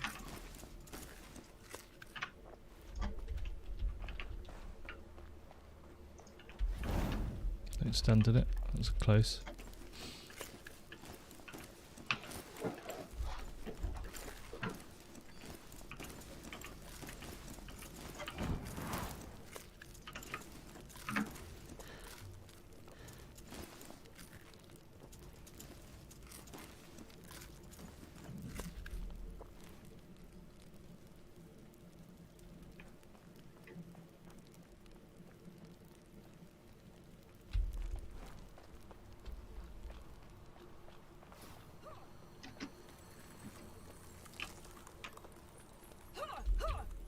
Okay, so let's go through the Titan Heights to the Sinking Woods.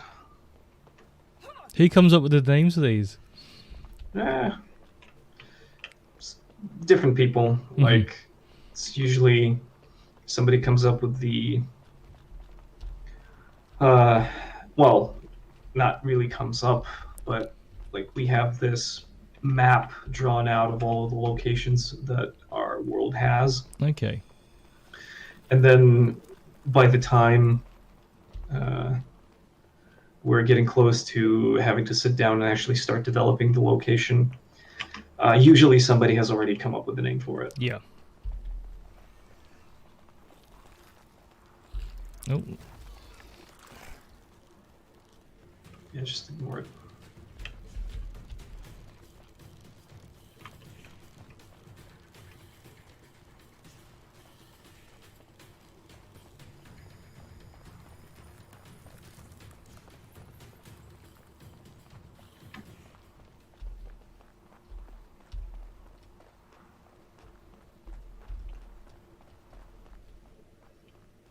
So this area, the one I'm facing right now, that's going to be a kind of a vertical cliff that you'll have to climb to reach the area of the game that houses the Citadel. Yeah. Which I've talked about previously, which is our basically focus point for our storyline.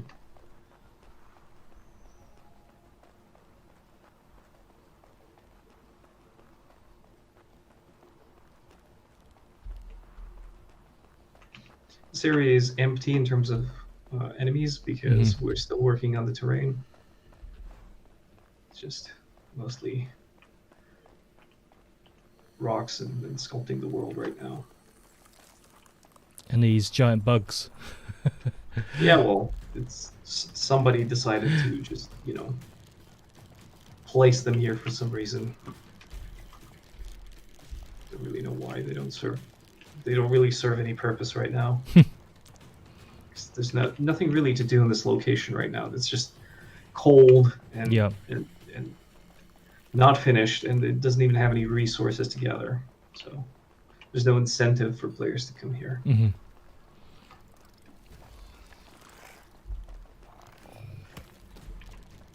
Oh.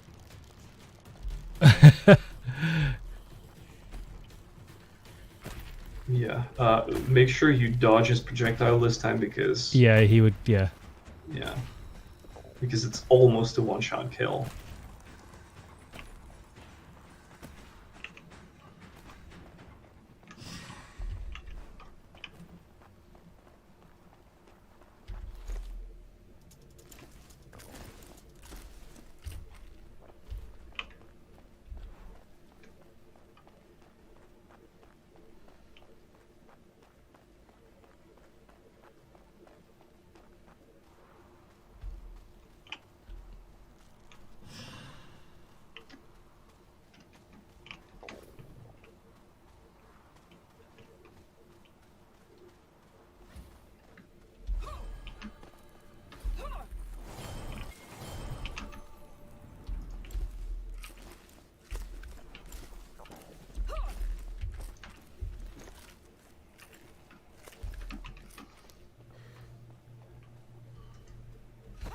Okay, so this is a small area that we call the Redwood.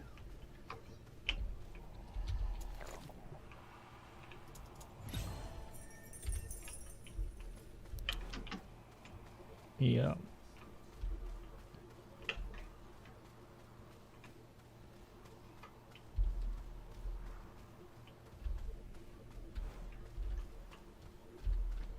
Want to check out the tower?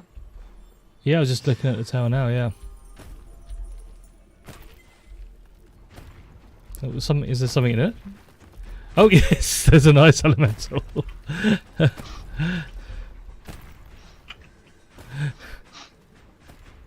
If you have to ask the question, there's probably something there. I could just hear footsteps. I was like,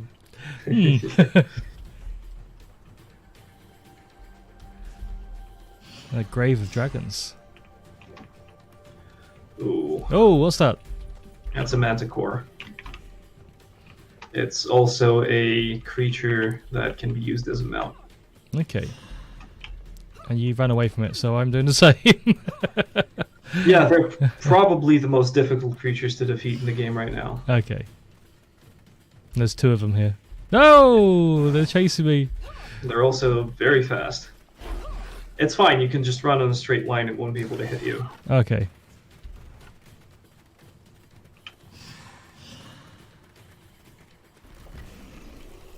And they will break off at some point.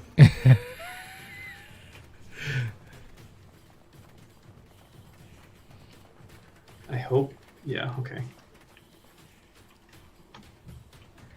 Okay, now we're approaching...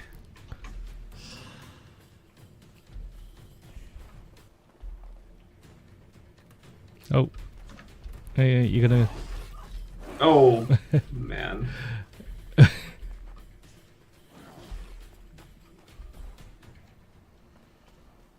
Not good.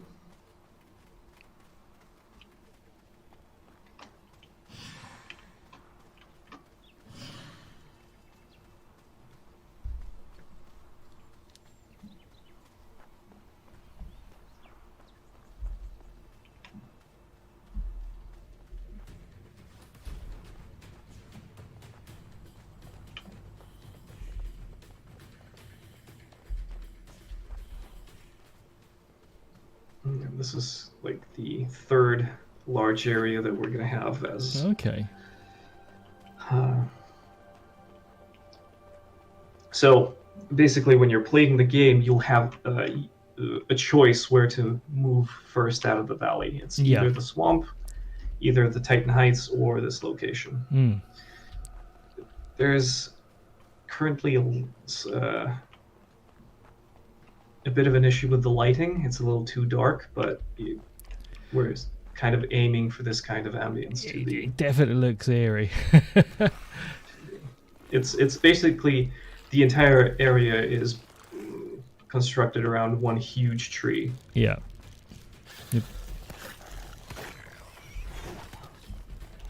It's not supposed to be this dark, but it's still kind of going to be rather dark once it's finished.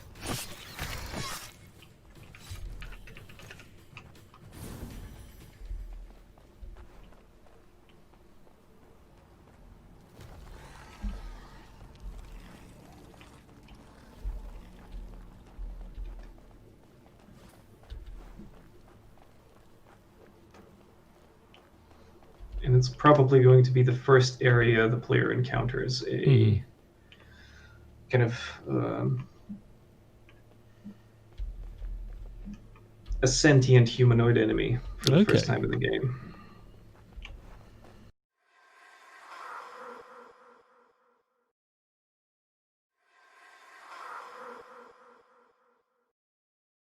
Welcome everybody. I want to introduce myself first. I'm Roberto, CEO of GPORTAL, and today I want to share some insights to our control panel for our game servers, which hopefully is gonna be used also for your next project you wanna release. Yeah, so basically this is our website, and so I switched to full screen so you can better check out what I'm doing. Basically this is when you go to g-portal.com, you will see this screen in your preferred language, in your preferred location, with your preferred currency, of course.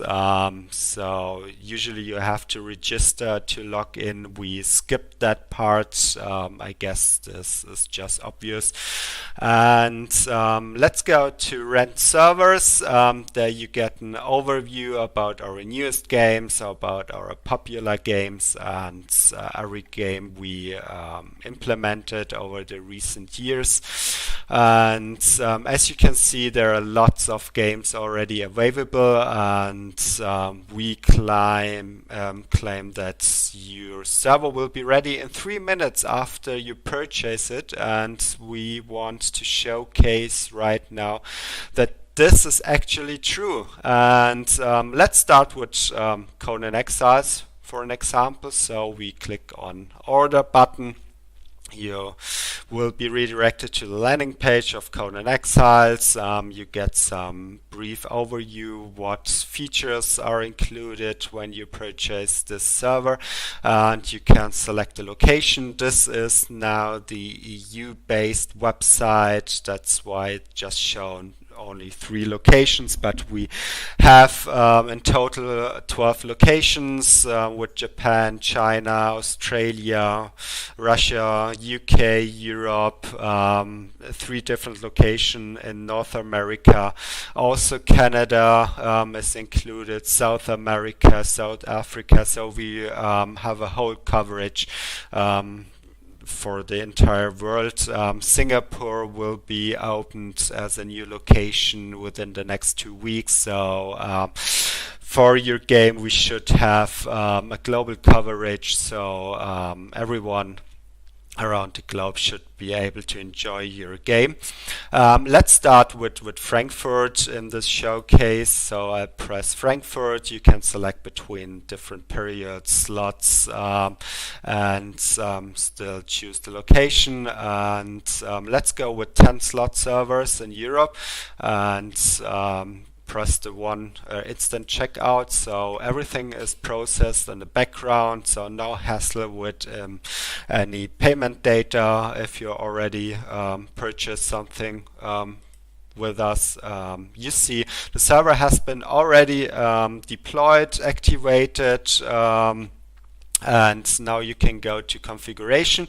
As you can see in the background, it's installing. You will have a live status update with every single game we deploy, so no waiting, no things going on in the background that you can't imagine what's going on. So everything is literally live and with status update every second. And this is the dashboard for the Conan Exile server, so we can turn it off and you get an immediate response that the server has been turned on. Briefly after starting it, you will see the CPU and memory usage spiking for the boot up sequence of the server. So now you see 10% CPU memory. This because we got lots of requests by our customers. Memory usage is not limited. We don't use any virtualization. We don't have any Docker containers or similar that could limit resources. We don't limit anything. So CPU memory is just limited by physical limits, but there is no software that stops your server if you're consuming too much memory or if you're consuming too much CPU. There are no hidden figures in the background making you pay additional money. This is completely transparent. What you use, you get, and that's it. So this being said, the server is already up and running, everything in less than, I would say, 2 minutes. And so basically our advertisement that everything should be up in less than 3 minutes is proven. Let's go to basic settings. As you can see, lots of configuration possibilities, lots of settings and different values. It's nearly infinite scrolling just for one game, so we cover every single aspect of the game, can be changed in this control panel, and whatever you have, tablet or PC or mobile phone, it's all fitted into one screen. You can choose different columns if it makes more convenient for you to configure your server, up to 3 columns. I will choose one, and as you may have noticed, there are lots of settings, and if you're struggling to find the right one, just type in something and you will see immediately it will give you the search results for multiplayer, and you can change all the settings there. So this being said, you also are allowed to choose between different branches of the game. There is a beta branch and there is an actual live stable branch available for Conan Exiles, and you can choose between those. You can change the server name. Let's name it Devcom test server in our showcase. You can set up a server password if you want to use it just with your friends, and no others should be allowed to join that don't have the password. You can set an admin password to configure your server from the in-game. There are so many different configurations you can set up, and when you press the save button, everything will be saved immediately. And if there are significant changes to your server, then it will also immediately restart, because every single setting will be applied after restart. You can have broadcast messages to your server. For instance, if you want to restart your server and you don't want to turn it off without any in-game notice, then you can activate the settings. You can start a countdown. Let's say server going down for update in 10, for example. You can add it, and then you can start a countdown. 5 minutes to go. Add it, and you can customize your countdown. This will apply with every single restart you do. Yeah, this is the more casual way to configure your server. There is an expert way too, where you can directly configure everything in your configuration files. They're all loaded instantly, as you can see, and there are all configuration settings and values available, and everything can be configured within the files themselves. You will have a log file that gives you an update about what happened in the past. You can search inside the log files if something happened on your server and you want to look it up and maybe report it to us. You have the current log files where you can choose auto scroll, then it will automatically scroll down if something new happens to your server, and there you are. You see the server is already up and reporting their stats, in this case to Funcom. So everything absolutely live, everything will be updated directly, so you don't have to take care about this and can enjoy your game. And we have also the auto update function where you can turn it on and off, whatever fits you better. If you have auto update on, every single mandatory update will be immediately applied to your server within minutes after Funcom pushes the update to Steam. Our system in the background will recognize that there is a new update. It will process it immediately to our local repository, and from there we created a torrent-like network, full meshed between every single bare metal system around the globe to push and fetch the update as fast as possible. And the last time, for instance, if when we updated Arc, in this case, it took like 5 minutes to update tens of thousands of servers worldwide.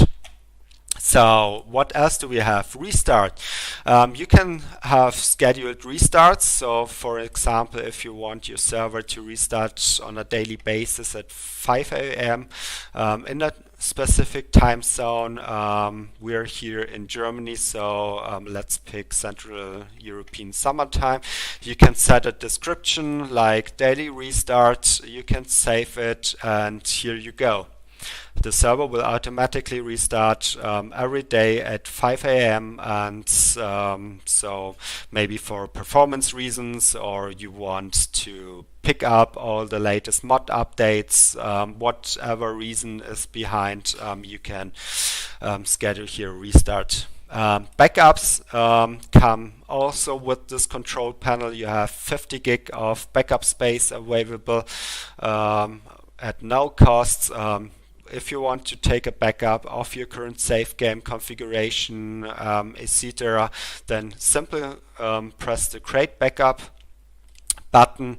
It will shut down the server. It will process all the files to our local repository, and once the backup is done, it will automatically start up the server again and show you that the backup, here it is in your backup tab, and you can restore or delete it. Permissions.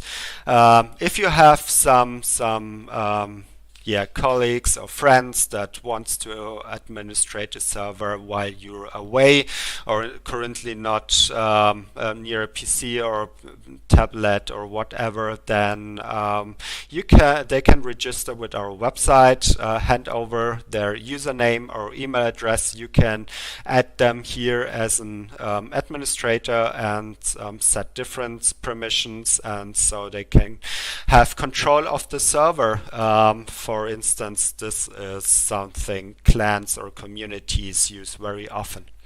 As you may have noticed, we skipped one point in this control panel showcase. That's the mod tab. We are really proud about our mod tab that includes every single mod available on the Steam Workshop. It will get automatically updated as soon as an mod developer updates his mod on Steam. And also since 1 week on Epic Game Store, because they added a mod support as well.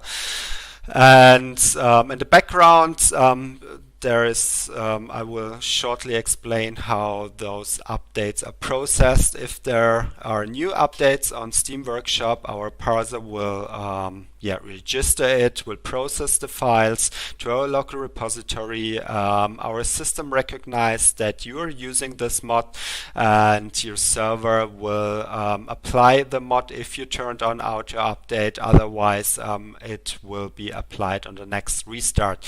So you don't have to download any mod or upload it by FTP. You don't have to use the config files to store any Steam Workshop ID in it, which you can't keep track of, which doesn't give you some visualization of the current mods you have available, and you can't activate and deactivate it with one mouse click. So this is something that helps to administrate your server by far.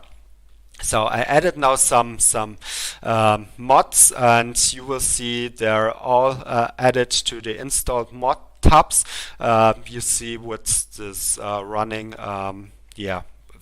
installation bar, whatever you want to call it, that in the background there is something processed.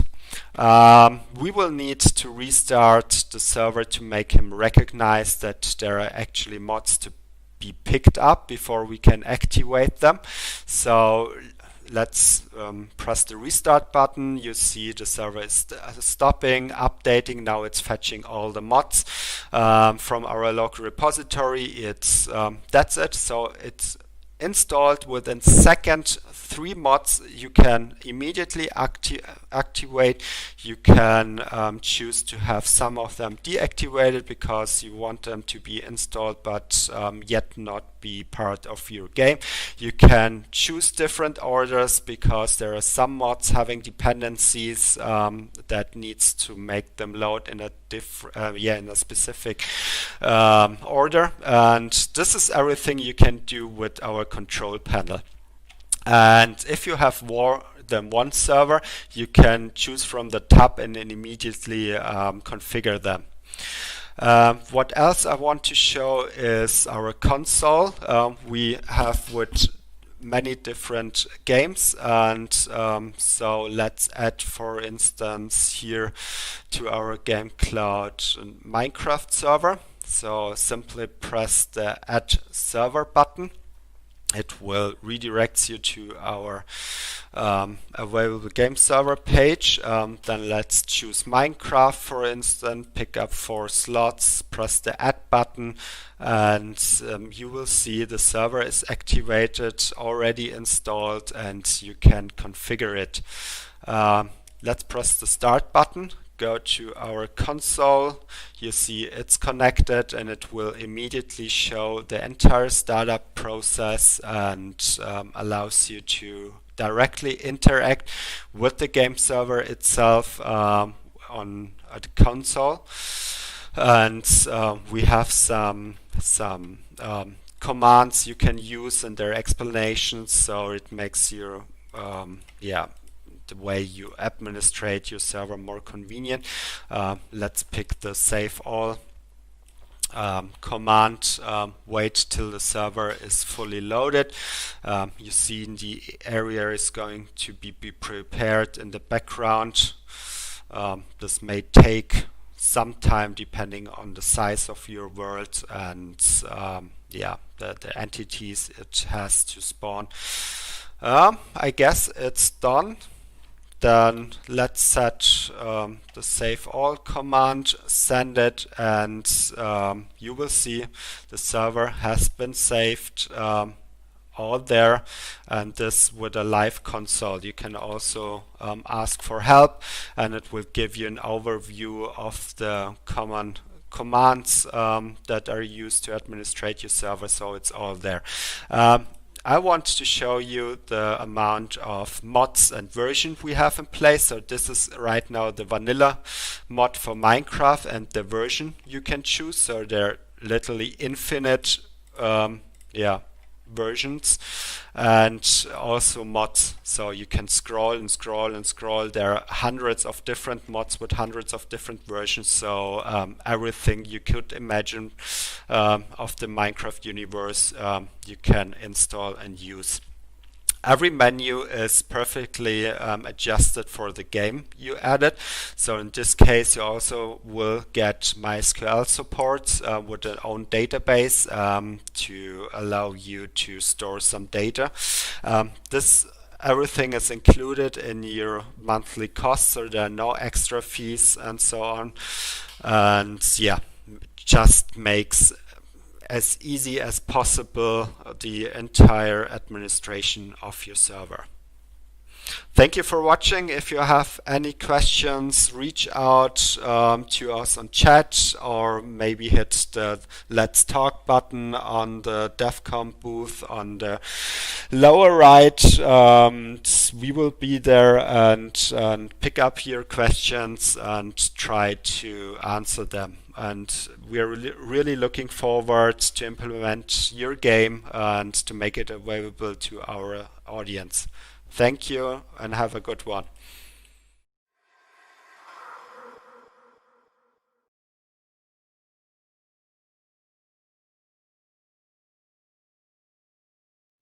Hello, my name is Javier Palma and I'm a founding member of World Titans War.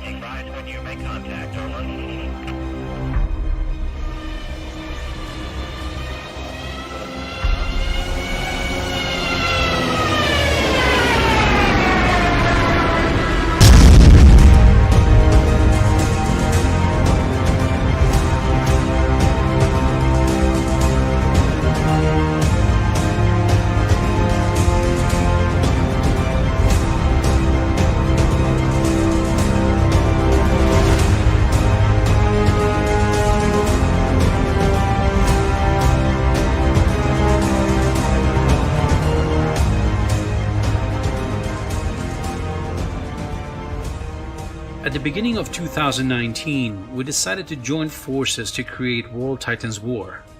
Since then and until now, the group has grown and we have already achieved great milestones within the project that will make it possible for World Titans War to be played within the first quarter of 2021. The project is at 60% development and will need your collaboration to finish it. As mentioned, the game will be released in early access within the first quarter of 2021, but at the moment we already have a closed pre-alpha active so that some members of the community will have access and help us to debug the errors. If you wish to have access, you can do so by participating in this crowdfunding. World Titans War is an open-world, tactical, and strategical multiplayer game combining FPS action, developed for PC and set in World War II scenarios. You will be able to live the stories like never before using the right tactics and strategies.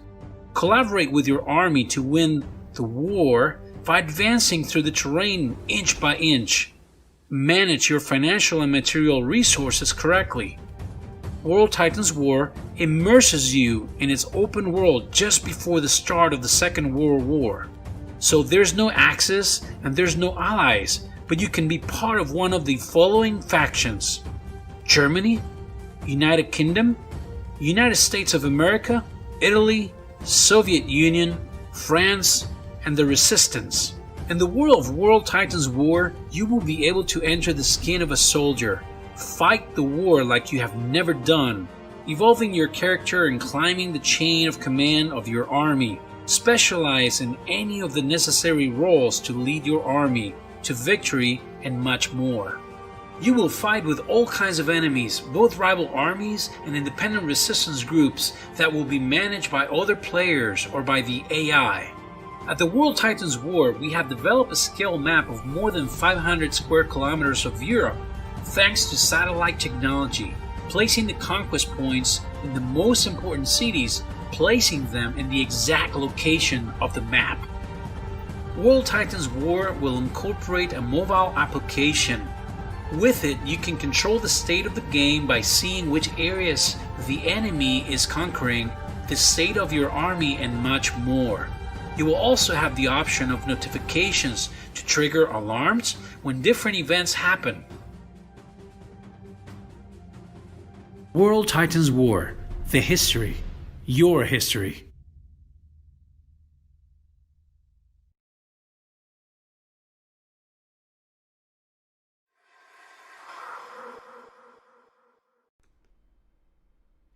Hi guys, I am back. Just wanted to say thanks for dropping by the channel today. So just going to let you guys know that I am going to be ending the stream just in a few minutes because I need to prepare to be interviewed. If you don't know what I'm on about, essentially I'm going to be on the Twitch _ conference, Twitch, Devcom _ conference channel. That's the main official channel for Devcom this year. I'll literally, before I end the stream, I'll put a link to their Twitch channel in the description, in the chat even. And I just wanted to say thank you. It's been a interesting week, quite warm. It's 34 degrees outside at the moment, so this studio is a little bit on the sweaty side. But yeah, it's I really hope that the information that we have provided, even if it is just one studio, and it makes a difference, that one studio, then we've done enough. We have done enough. So that's all we want to do, is just convey some advice, some great pieces of nuanced information, and hopefully, maybe we can work with each other in the future. Anyway, I've been Damien from GPORTAL. Thanks for watching, and we will be live again on Monday.